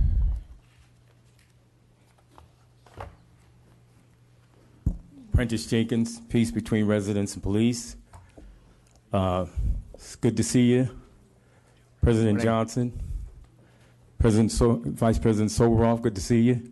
People don't realize there are things going on behind the scenes to create peace between residents and police. Good to see you too, Chief.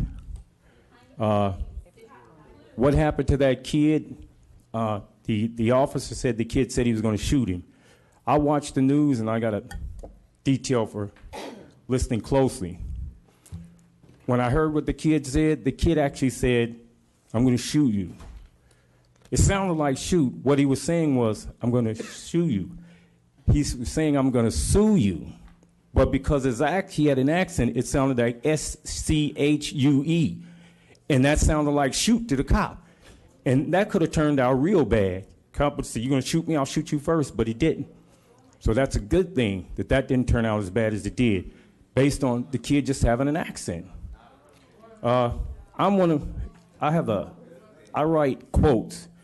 And one of the quotes is that the brave die one death, but cowards live to tell outrageous stories of courage. That's the original quote for me. And I could see myself as a cop going in at one of those crime scenes, guy with a shotgun upstairs, and I'm in charge. I'll tell my other cops, I want you to go upstairs and get that guy. I'm going to back you up. I'm going to back you up by running home, jumping under my bed, balling up into a fetal position, sucking my thumb, and weeping uncontrollably. And as soon as they catch the guy, I'm going to run back, get in front of the camera and the media shot, and say, we got our guy. That's what cowards do. I want to let you know that I'm in support of the brave men and women of the LAPD, except for the 1% that like to kill. I'm not in support of them. Thank you, sir. Christine Gadsden. Good morning. My name is Christine Gadsden-Michaelak. I'd like to begin by joining Dr. Abdullah and demanding that LAPD officer Kevin Ferguson be fired for assaulting and shooting at black and brown school children in Anaheim. I'd also like to comment today on the issue of accessibility. The invitation for members of the public to comment on agenda items or about general matters is an empty and meaningless invitation when you hold meetings at times when a vast majority of the general public are unavailable to attend. I ask that the board consider holding meetings at a more accessible time. Continuing on the subject of accessibility, I ask the board to consider using a more accessible font in their printed materials. People with dyslexia often struggle to read serif fonts, such as the font used for the agenda. Please consider a sans serif font like Arial, Comic Sans, or Century Gothic. Thank you. Thank you. Audrey George.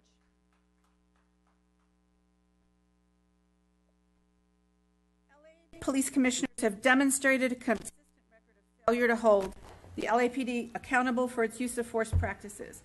Calls for commissioners to go beyond their comfort zones and provide genuine and effective oversight fall on deaf ears when they are voiced during commission meetings. Protest actions at commissioners' homes and places of business would then be an attempt to move the conversation beyond the intimidating environment at the meeting venue. Activists want these commissioners to acknowledge their failure and step down from their posts so that true representatives of impacted communities may be appointed as replacements. The police commissioners are all public figures, just like CEOs of major financial institutions, cabinet appointees, mayors, etc., whose homes have been targeted by groups of activists. This type of protest has nothing to do with an intent to incite fear. Contrary to some allegations. Regarding the commission's meetings where an activist was alleged to have made gratuitous mention of a commissioner's children, such comments are not out of line, speaking as they do to the point that the commissioner must surely be fearful for his children as potential targets of racial bias by a police department with strong predilection to kill black children. A restraining order is now in place that is intended to punish a particular activist for participation as part of a group of protesters at planned actions, such as those mentioned above. This is just the most recent attempt to shut down dissenting voices that renounce the LAPD. Attempts to suppress protests go against our constitutional rights and have recently included arrests of some of the most prominent and eloquent voices. This insidious pattern of First Amendment violations is even more threatening in light of the bigger picture of how rules of engagement are changing nationally, consistent with the 45th president's stated goals, where laws in North Dakota make it legal to drive through blockades of unarmed pedestrian protesters. Laws are being passed that incentivize arrests through asset seizure liberalization. And judges and legislatures impose new standards about the right way to protest. Ma'am, thank you for your comments. Ingrid Turner, please. I'd like to speak about Officer Keith Ferguson. I'm in a similar situation to him, believe it or not. I live, my house is on the corner, and right behind my house is an elementary school. So every day, kids run through my front yard. And I don't shoot them. I don't threaten to shoot them. I don't hurt their parents. You know what I do? I talk to them. I say, hey! And that usually works. I don't have to go deeper. My voice is very scary. And also, if that doesn't work, I speak to their parents. I try to be the adult in this situation, and we're expecting law enforcement officials to be the adult in the situation when dealing with bad kids. I'm not saying that boy was right. I don't know. But I know that there was a grown man who was so threatened by a 13-year-old child that he had to pull out a gun. That, to me, demonstrates a lack of an ability of self-control. And if he can't control himself with a 13-year-old, how's he going to control himself with people who are mentally ill, people who are poor, people who are black and just walking around at night? I want grown-ups to be involved in dealing with situations. And I also want to remind you that a lot of you are involved with young people. President Matthew Johnson, you are the trustee of the Boys and Girls Club. You're supposed to look after children. Vice President Steve, you are on the board of governors of Big Brothers and Big Sisters. You're supposed to look after kids. Sandra Fioruga, you serve as the commissioner of the Children and Youth and Family Commission. You have a daughter named Sochi. I know you don't want her to be exposed to Officer Ferguson. So, Shane, we talked at the Women's March. I didn't know who you were at that time. I just thought you was another white woman, blah, blah, blah. But you are the executive. You're the executive of the California Alliance for Boys and Men. All I'm saying is, let's be mature so our boys can grow up to be men. I expect the police to be the grown-ups. The next four speakers, please. Paula Miner, Hamid Khan, Mike Jenkins, and Natasha Domain. Donnelly.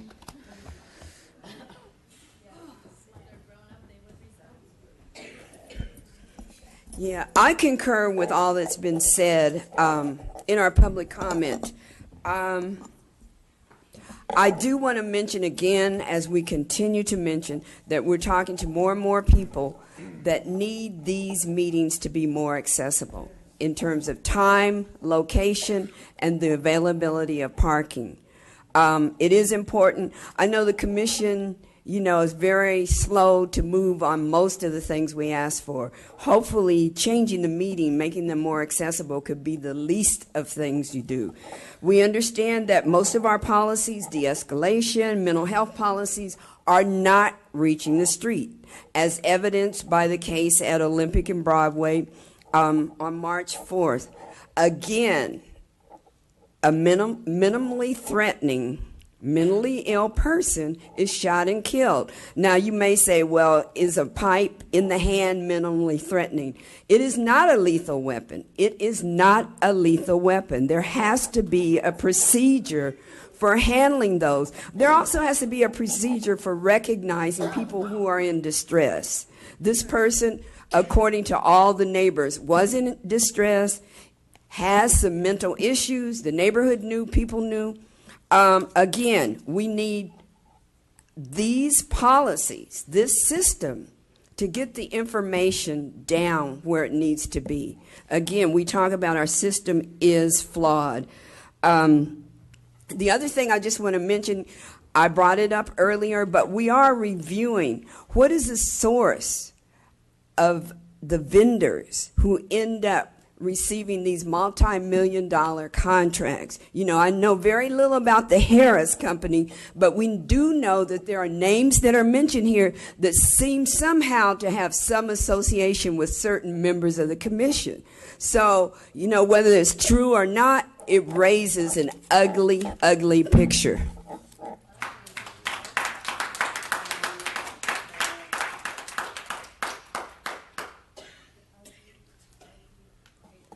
The Harris Corporation, by the way, is a company that makes Stingray cell phone catchers, and for them to come and proselytize, because they're the ones who've put a gag order that people can't even know how Stingray is used. But I think it's a culture of the Los Angeles Police Foundation because it's become a funnel, a pass-through for money. Taser, if you remember, gave them $82,000 or $84,000 and got a sole source contract for body cameras. But we need to be investigating, and of course, with people like Steve Stoberoff and his friends. But I want to go back to something earlier that Matt Johnson was saying about with Melina and Mariela, that completely lying and falsifying about not going to jail and not being arrested and not going there. But I think it goes back to the culture of falsification and lying. They set the tone. They set the tone. And it's not just an unsafe place here. They're coming after you out there as well. I mean, as public figures, placing a restraining order against one of our comrades or one of the colleagues or one of the community members is a clear warning sign to all of us, because it's very much in line in what is happening nationally. Because nationally now the state of North Dakota has passed a law that they are allowing people who block freeways to run into protesters. The state of Arizona passed a law for asset forfeiture that if you're planning a protest and if the protest goes violent, they don't describe what violence means, then the planners of the protest, the participants in the protest, they will go and seize their assets as well. So that is happening. Then we have this whole countrywide Blue Lives Matter legislation that is passing around. Like rather than looking at police violence and state violence and police brutality, there's more and more protection that is being provided. The state of Louisiana has already passed the Blue Lives Matter law. And then for LAPD, they have the intelligence gathering guidelines, which allow them, which they sign off, Matt Johnson or their undercover committee and the commission sign on to dig into your past, to place informants and infiltrators in social justice and political organizations. So this is the landscape that we are operating in. So I'm hoping, and while hoping against hope, that at least somebody.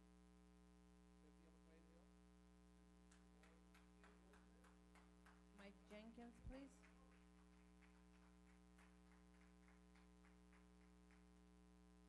My name's Mike Jenkins. Has nothing to do with you, Tafank, because you refuse to see me and you won't give me a meeting. This is to your two bosses, right, Soboroff and Johnson. I'm making a complaint against Rick Russell right there and Ernesto Caldera. They've been lazy and shiftless. They have not handled this complaint concerning violations that keep happening every day except Sunday, concerning the Commercial Exchange Building downtown L.A., violating the construction site notice before hours, like between 5:30 and 7 in the morning, plus the Bristol Hotel and the Dunkin' Donuts. They have cameras so I can prove what's going on. And I'm not going to have this anymore, you know? That dump over there, you know? I'm not going to hear that before hours. They're going to do what the construction site notice says. I'd like to have a meeting with either one of you because I'm not getting anywhere with your negative underlings that hang up on me and don't take messages. And to you, Chief Beck, I'm making one complaint against that Vice Squad, Officer Archuleta. I'm being blocked from him with two nitwits, a female and a male. They're obviously insane. I can explain to you what I mean by that. The only thing is they're refusing to even let me talk to him about an update about the that ham and eggs dump belligerent bastard bar 2 floors below me, playing the recorded crap music. It's not the live music. It's the recorded bass music. They refuse to turn that bass knob down to 5, even better 0. I'm not going to put up or take or tolerate that.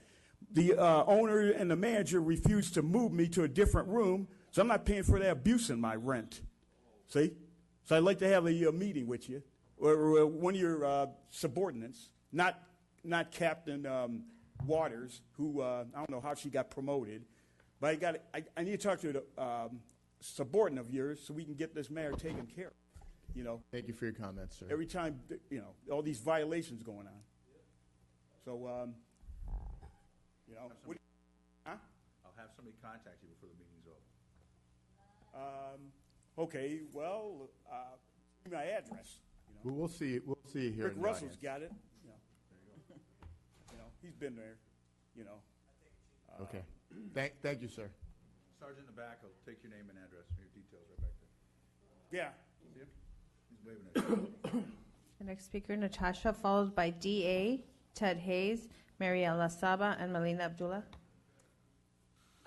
Since the LAPD has been pretty silent about the Officer Ferguson thing, I'll just keep talking about it. Juan Garcia, Public Information Director for the LA Police Commission, said that typically an investigation of an officer who discharges a firearm takes about 10 months to be completed. So it's going to take you 10 months to let us know what happened here. And to me, 10 months is just enough time for people to forget about it, right? It's just enough time for about a dozen more incidents to happen between now and then for people to get outraged and come on Tuesday morning and talk to you about. So that's a really long time, right? 10 months? I mean, you had about 20 officers in here just standing here intimidating the public. I feel like they could be working on this investigation and get it taken care of pretty quickly. I also just want to talk about, someone said that the kid said his accent sounded like he was going to shoot him. The cop actually said that. You said you're going to shoot me. And the kid said, no, I didn't. I said, I'm going to sue you. I'm going to sue you. Corrected him before the officer even pulled him across the hedge. So that's a moot point, I think. And interestingly, he did sue him. So now there's a lawsuit, and that'll be very interesting to see how that comes about. One very interesting thing, this officer's lawyer, which a couple lawyers up here will find interesting, said that the officer feared for his life and fired a warning shot, which is very interesting to me because I thought for sure that the police would conclude that it was a negligent discharge. Because legally, that would be a lot smarter, right? A negligent discharge is much better than a warning shot on any stretch of any escalation of force measures. A warning shot is a big no-no. I can't wait to see that play out in court. Matt, I know you're an entertainment lawyer. It's going to get real entertaining if it wasn't so fucking tragic. So I'd love to see the LAPD talk about their de-escalation measures and when an officer is allowed to fire a warning shot, because they are almost never allowed, because it shows that you were not in fear for your life if you fired a warning shot. You pull out a weapon for lethal force when you were fearing for your life, not to fire into a crowd of 13-year-olds. It's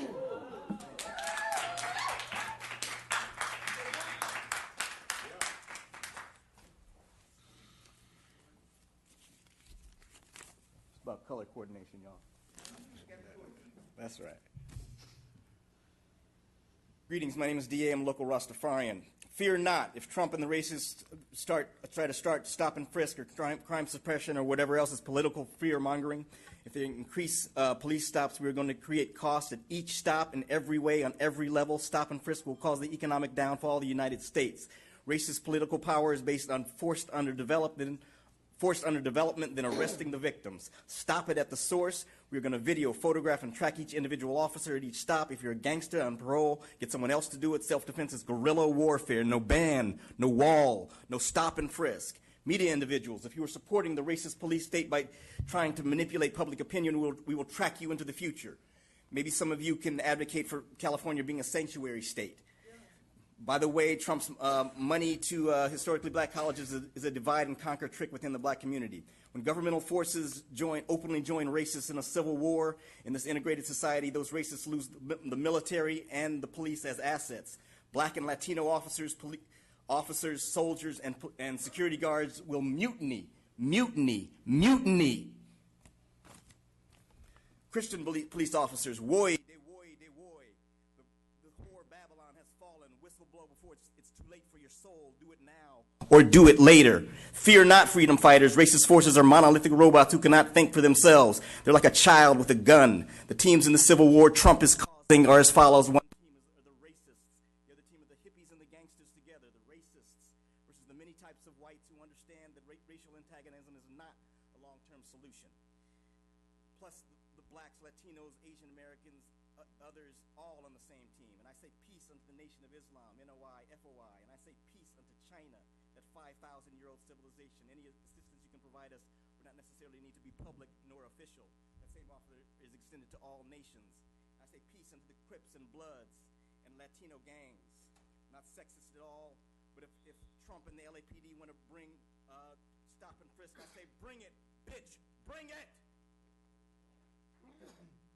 Thank you for your comments, sir. It's interesting how chattel slavery, which created the nigger pathology. By the way, I'm from Compton, so it's okay. Do we have any more speakers? I would define the nigger pathology as a personality driven by angry rebellion against societal standards. It's interesting how that same pathology caused by chattel slavery is being set up to burn this slave plantation to the ground. No ban, no wall, no stop and frisk. No ban, no wall, no stop and frisk. Thank you. Our next speaker, please, is Ted Hayes, Mariela Saba, and Melina Abdullah. The agenda says no speaker cards will be accepted once public comment has begun on a specific item. But you never know what item is being considered here. And sometimes the agenda is taken out of order. So you're at a disadvantage of what do you do as far as speaking when you come in here. If you've been to the city council, you may have sat in the audience. You know they have screens, they have everything that tells you where we are, what we're doing, how you can get involved. Now, officers feel that they're under a great deal of pressure, threats right now. But police work is not the most dangerous work in America. It's not. The most dangerous job in America is being President of the United States of America. More presidents die in office than any other occupation. Then comes fishermen and construction workers and things like that. But police work is the only work where you can be murdered in your job. So officers may feel that currently they are under a great deal of stress for being murdered, and that may be true. But it's not the most dangerous job in America. Now, as I pointed out previously, the Brown Act is being violated by this commission. And at least 5 different sections of the Brown Act have been violated. Now, you can't rely upon the city attorney. His job is to free you, okay? His job is to excuse every violation you do. So you have to rely upon yourself, because you know what? The Brown Act says you should be given a copy of it, because it is rather serious when it points out that if you attend any meeting where a violation occurs, you are guilty. Mass punishment, they call that. So read the Brown Act, become familiar with it, and when you talk about things which are not on the agenda, that's a violation. One person talks about it on the commission, then another, then another. That's a conclusive review of a conversation.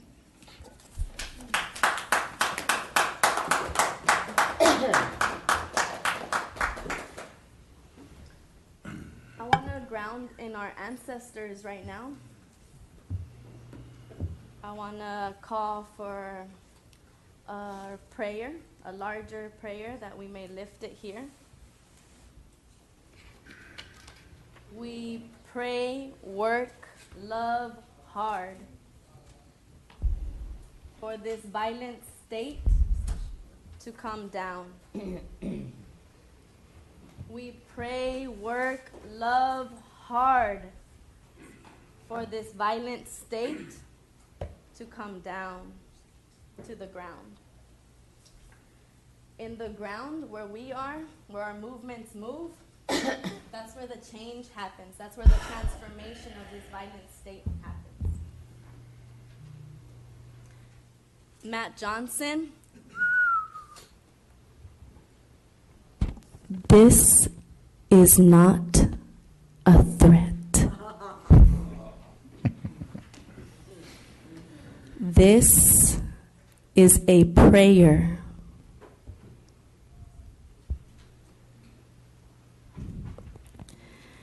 You and all of you complicit in the murders, the continued murders, occupation, oppression of our peoples, your relatives are complicit. Complicit. Participant. Participant. Participant, complicit, perpetuators, gun carriers, patrollers of the skies and our streets.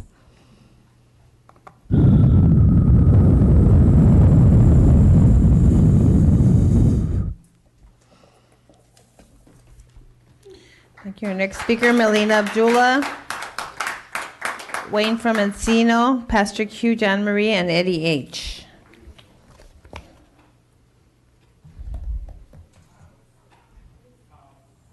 Melina? Okay. Wayne from Encino.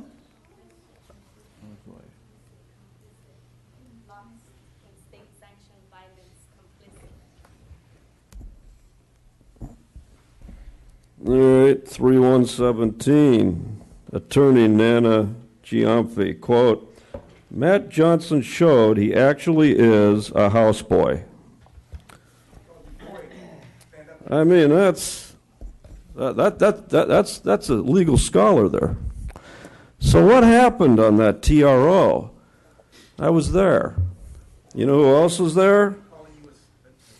Shame on you, Shane. You were sitting right outside, ready to testify against the BLM activists, but they didn't call you. See, I saw that. I see things.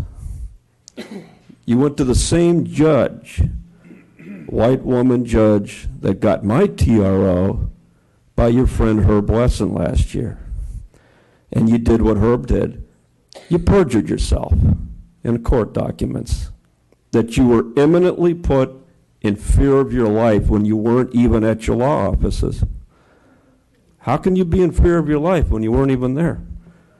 Now, also ethically challenged and illegal, you use city resources to have the city file for a restraining order when you were not a city employee on any incident in that trial. You were at your private law firm, and you were not even there, and it was at your house. You were not doing your duties as a commissioner, so the city was not liable to defend you or prosecute a TRO against the activist. The proper plaintiff was your law firm. Your law firm had to file that. But because you want to cheat the taxpayers, you had the city cover the bill. See, that's why you're ethically challenged. And more's going to come of this. And you know the reason why? It's because it started with Herb Wesson, and it will continue with you. Pastor Q.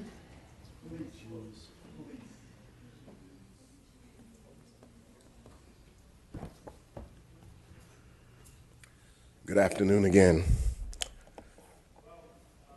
Earlier we talked about the system being flawed.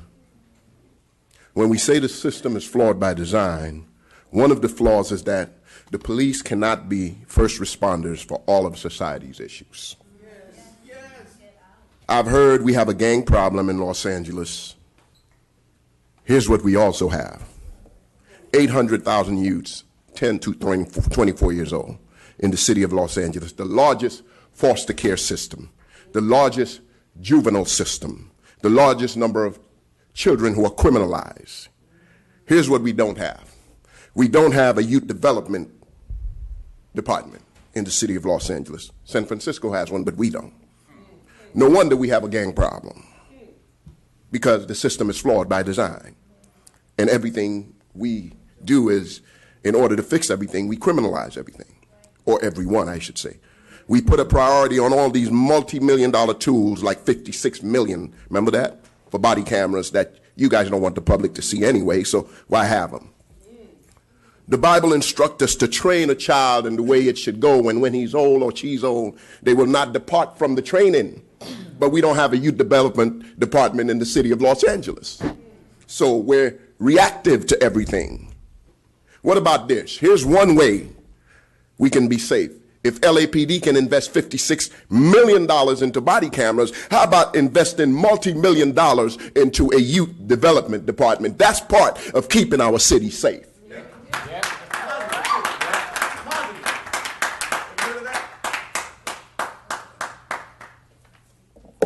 Eddie H., Los Angeles Community Action Network, LA CAN. My dear sister Mariella talked about the ancestors. And just to put it in a historical context, the reason we come here week after week after week after week is that what the ancestors went through, we continue to go through. The 4,000 lynchings from Reconstruction in 1950, and not one person was convicted. The multiple killings of black men and women throughout this country, and sheriffs, police officers are rarely convicted. So when we come here, we don't come here without a historical context. And when we talk about systems, we know that you guys are just a social construct of a bigger system. So you're being used to maintain the status quo. Because you're not the system. You're being used to maintain the status quo. In order for that to be done, there must be a certain ideology and mindset that you come to this commission with week after week after week. And it has to be that way. Because we have pure evidence of injustices being transpired among people in our community, and you all guys always come back and say it was in policy. And Shane Goldsmith, I just want to say this to you. For someone who fights supposedly for justice, the fight for justice is not when I think it should be fought for. It's not situational justice. The fight for justice is at all times. Dr. Martin Luther King says, injustice anywhere is a threat to justice everywhere. So if I don't fight for justice over here, then how can I say I can fight for justice over here? You know, your trajectory is one that needs to be illuminated from an organizer, from being on mayor's staff, from being very close to the mayor's wife, who is also a member of Liberty Hill, and now you're here. And we know how the mayor feels about Black Lives Matter and LA CAN. He disdains, disrespects, and disregards us at every turn. So when Black Lives Matter was decolonizing City Hall, you didn't say anything to the mayor. And you have an insight to the mayor. You could at least say, Mayor, why don't you meet with them? You met with Occupy. You've met with other groups. Mayor, why don't you meet with them? They have legitimate concerns. So we're putting you on notice. You know, you're a fake, you're phony, you're fraud, and we're not fooled by you. Thank you for your comments. You know, you sit up there like they sit up there, week after week after week, being a cog in this system. But we'll keep coming back. Thank you. There are no other comment cards on public comment. We're now in closed session. We have 5 comment cards on 5A1, OIS rationale. We have Ted Hayes, Melina Abdullah, Wayne from Encino, Paula Miner, and Audrey George.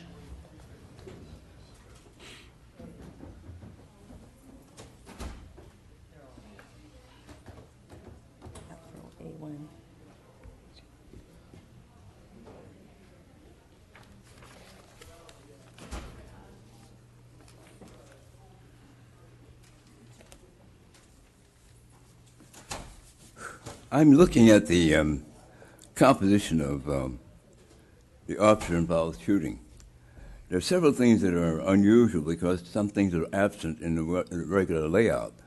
The date is not indicated. The involved party is not indicated. And there's a term I'm not familiar with called rationale. What does that mean? So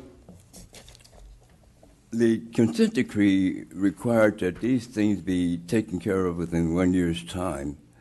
And so the date doesn't indicate when this action occurred.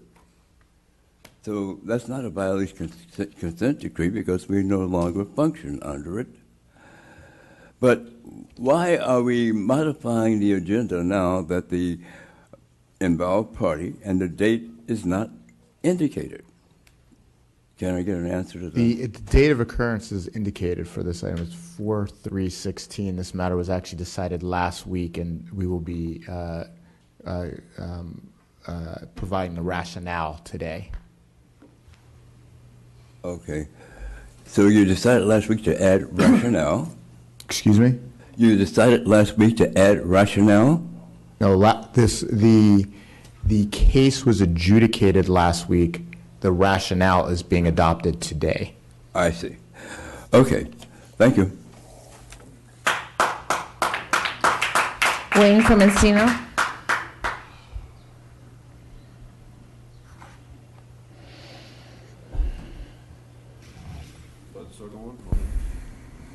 Okay.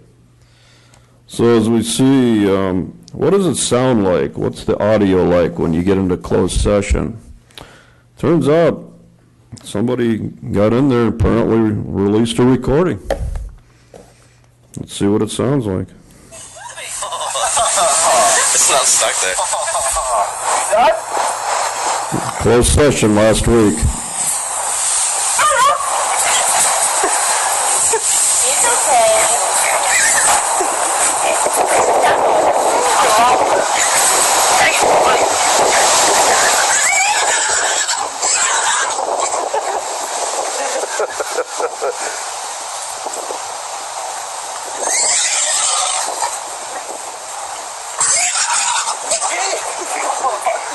Come on, grab him like you mean it. You're too smart for you. Here's Matt speaking.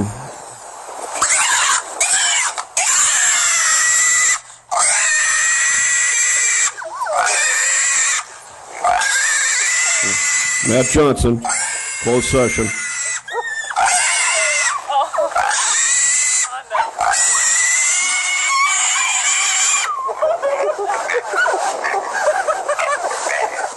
That's right. That's right, little piggy. Yes, go back there and squeal. See, on your agenda today, you omitted the dates of the occurrences in violation of the Brown Act, but it's okay. April 3rd, 2016, A1, A2, 4/2016, and number 3, 4/29/16. Yeah, you think we're stupid. We are, but we're not illiterate. We can read. So little piggies go back there. They're within department policy. Unanimous vote. You can keep your badge. You can keep your pension. You can destroy everybody. Paula Minor, please, followed by Audrey George. Okay, Audrey George, please. One time recently, there was agreed to be a consideration asking the city attorney if when you come out of closed session, you could let us know if you're approving a report, what the report was, or, you know, if whatever you're approving, we'd like to know what it is that you're actually approving of. And with respect to the way these things appear on the agenda, it would be good to know, were these people that were shot, that were killed, that were injured, where they were shot at and it was missed? I mean, these things do matter. There's certain things that don't matter. When someone's been killed, I don't want to know how you're going to criminalize them when they can never defend themselves. But in these cases, it does matter whether they were shot and injured, shot and killed, or, you know, and it matters, like Kevin Ferguson shows us how that matters, because there's other ways to kill besides shooting someone to death. You can kill their spirit. You can traumatize them so badly that they'll live in fear the rest of their lives of cops. So details do matter, and please provide more on your agendas and when you come out of closed session. Thank you. Mr. T-Fenk, would you remind the audience of how we make the information regarding these incidents public? The decision of the Board of Police Commissioners is released in two ways. One, the Inspector General's office prepares an abridged summary, which is posted on the Police Commission's website, and that generally appears within a week or two of the conclusion of the incident. That has an analysis of the actions of the officer, an overview of the incident, and it indicates the decision of the Board of Police Commissioners. The second way is the report of the Chief of Police to the Board of Police Commissioners is released as a public record through our office when it's received by the Board of Police Commissioners. That report has the names of the involved officers redacted, since those are a personnel matter, but everything else in the report is available and released. And again, that is available through our office as a public records request. The first matter, which is the abridged summaries, those are available online through the website. When we receive, yes, they are after the case is adjudicated. The Inspector General's office will prepare an abridged summary of the incident and of the results of the case. And then when our office receives the redacted report of the Chief of Police, that report is available as a public records request. So we obviously have to operate within the framework of California law, and I don't know another police department in the state that is as transparent as we are on these matters. Thank you. Okay, we have two cards for 5A2. We have Melina Abdullah, who's not present, and we have Wayne from Encino.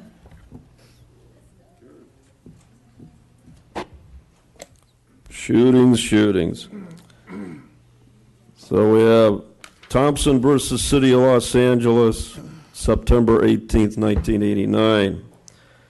How to file for civil rights violations against the city. There has to be, under Monell, United States Supreme Court, a written, specific, or a pattern and practice of policy that violates civil rights. It's easy. That's what you do every time you go inside there. Every time. Unanimous. Everybody's within policy.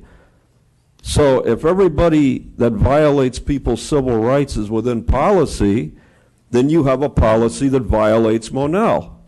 And that means every victim of police abuse is entitled to damages as a matter of law as soon as they file. And that's why the kid in Anaheim's got you dead, dissenter. The only question is going to be how much. But what you're doing is, in federal court, you're filing all these papers to under 12b-6 to dismiss the case on jurisdiction and failure to state a claim.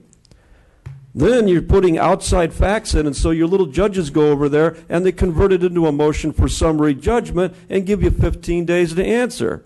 That's how you play dirty over in the federal courts. See, because I'm doing this right now. I want to know how you get away with murder.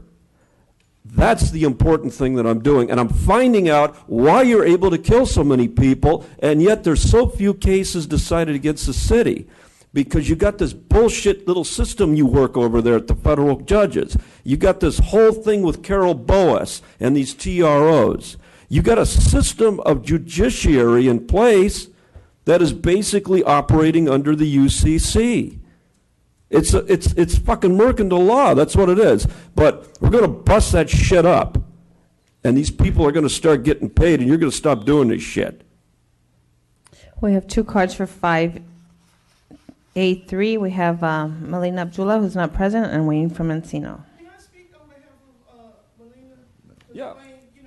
No, I'm sorry, ma'am. You have to submit a card. You do not. Can I yield? Can I yield my time to her? Not yield your time. Thank you. Okay. Look. He can't yield his time. You can't yield your time to another speaker. Can she speak? No. She has to submit. You can submit. You have to submit a card. Here's a card. You didn't. You did not timely submit the I'll card. give it to you. You'll know who I am. I'm Ingrid Turner, and I'm very frustrated by this process. This is only my third police commission hearing, and so far it's been very non-responsive. And I looked at I looked at you commissioners' backgrounds because I just wanted to know more about who you were as people. And it looks like all of y'all started out, except for entertainment lawyer dude, I don't know about you, man, that y'all started out being community people, that you really want to help people. And I watched Miss Lisa, who was Waukesha Wilson's mother, come up here and just plead, and her aunt come up here again and just beg for you guys to just listen and take it in and see them as human beings. And I feel like you've forgotten who you were. You know, y'all used to be, I'm sure most of y'all were badass activists in the day, and you started making money, and now it's become an existential dilemma. Do I risk my livelihood and my comfortable lifestyle, or do I do what's right for the community? And real courage is something that is hard. Real courage means that maybe I won't get paid. Maybe I won't have the nice house that I used to have, but maybe more people will still be alive at the end of the day. And so I'm asking you guys to remember who you are. And that for me, I feel like I project so much anger when I'm in this room. And I got to tell you, most of the time I'm a jokester. I like to make fun. I just like to look at life and laugh. And I can't do that in here because, one, I don't feel that y'all give me your full attention, Mr. Johnson, Mr. Johnson, and that you don't care. But if y'all could just donate 5 seconds of courage to the cause, I'm telling you, it's going to be better than any new car, new house on the beach or whatever, and you will be free. And we will know what happened to Waukesha. I still want to know where that tape is, and for you to do honest due diligence and be better people.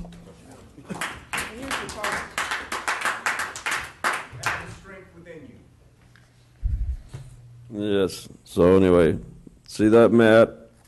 See how simple things are when you act like a human being? See how simple that is? You know, these shootings, you go to the federal district court, 42 U.S.C. 1983, and look at the list of LAPD cases that have successfully won against you guys. Yet all these people are getting shot.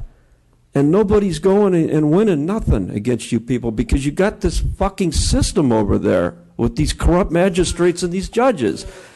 I just submitted my TRO package, and they left out, you know this, Matt, because you file a little package. They took out Herb Wesson's deposition and testimony. They took out the city attorneys. The clerk of the Superior Court did that and sabotaged my file. I can't even file an answer. This is what's going on. It's systemic corruption rotting the city from the inside out on all levels, county, state, federal. And that's why you people keep doing these shootings. Because every cop knows they can shoot and kill anybody they want. They're going to continue to have their pension. They have immunity. They have a pension that's guaranteed. They cannot be sued over that pension under ORISA. It's protected. They're fucking immune from murder. They can commit murder and they're immune. And you guys in these commissions, you're supposed to be members of the community, and you're voting to let them do this shit. It's unbelievable. How old are most of you people? Are you going to live another 200 years? What the fuck is this? What about these kids in school? Go to school. Look at these kids. What kind of future are they going to have? They're going to have shit. You could change that. That's what this woman's trying to say. When the fuck are you going to wake up and start changing this? One fucking day, you know? You got to start doing this because this bullshit is wrong from all ends. Mr. President, we do have one late card. Would you like me to call it? Sure. Philip Oka. I can't pronounce your last name.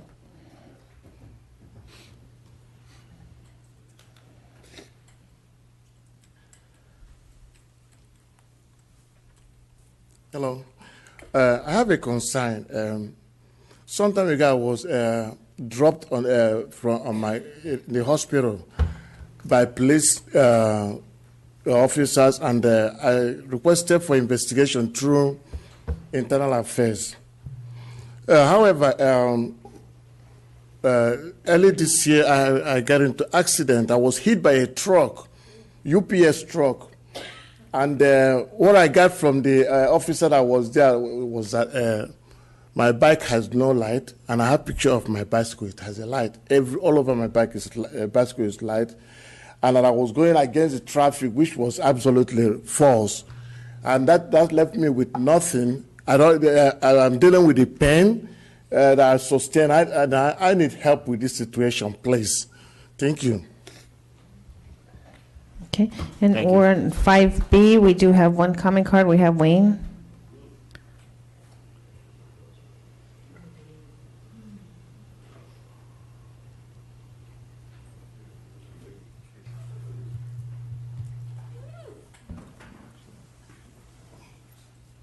Okay, here's the big one. Chief of Police, are you going to dismiss Charlie Beck? Here it is. This is your fucking chance. This is your chance. Do we get a new police chief? This is your chance. Look at him. He don't want to be here. He doesn't want to be here anymore. He just wants to collect 110% pension. That's why he's drawn it out. That's all. You know, what is it, 47 years or something, you know, combined. But anyway, you got a chance. Public employee discipline, dismissal, release. One chief of police. He didn't fire the cop that assaulted a child with a gun, firing a warning shot. Really? A warning shot? Was this in Afghanistan? Was it in Turkmenistan? No, it was in Anaheim, California. A white cop, anger management. This is a killer with a badge and a gun, and he's still working for the police department? This police chief, if I was the police chief, this motherfucker would not only resign, he'd give up his pension, because I know how to talk to people. I'm a communicator. This police chief is not a communicator. He's an accessory to murder. He's an accessory to the system. You need a leader who's a police chief that does something like get this cop to get the fuck off the department, because he's going to sue you guys claiming he should be back out, like the Waukesha Wilson officers and the Ford officers did. That cop is going to wind up making money off of firing a gun on a child, unless he could be fired. But you can't do it. You can't get your, because you know why? This cop knows that this chief is absolutely weak. Fire Chief Beck. There are no other public comment cards. We are now going into closed session. The Board of Police Commissioners will now recess into closed session to discuss item number 5A and B in accordance with Government Code 54957.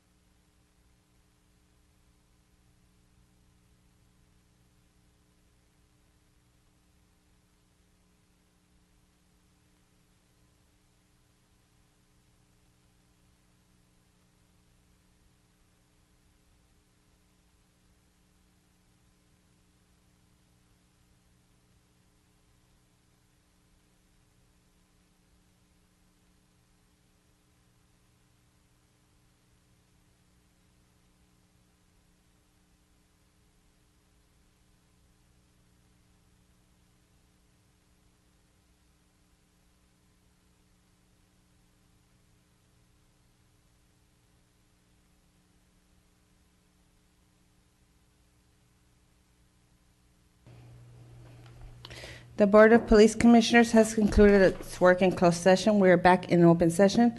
In closed session, item number 5A1 was discussed and the rationale was adopted. In closed session, item number 5A2 was discussed and the chief's recommendations were unanimously adopted. In closed session, item number 5A3 was discussed and the chief's recommendations were unanimously adopted. And in closed session, item number 5B was adjudicated. Mr. President, is there a motion to adjourn? So moved. Do we have a second? Second. All in favor? Aye.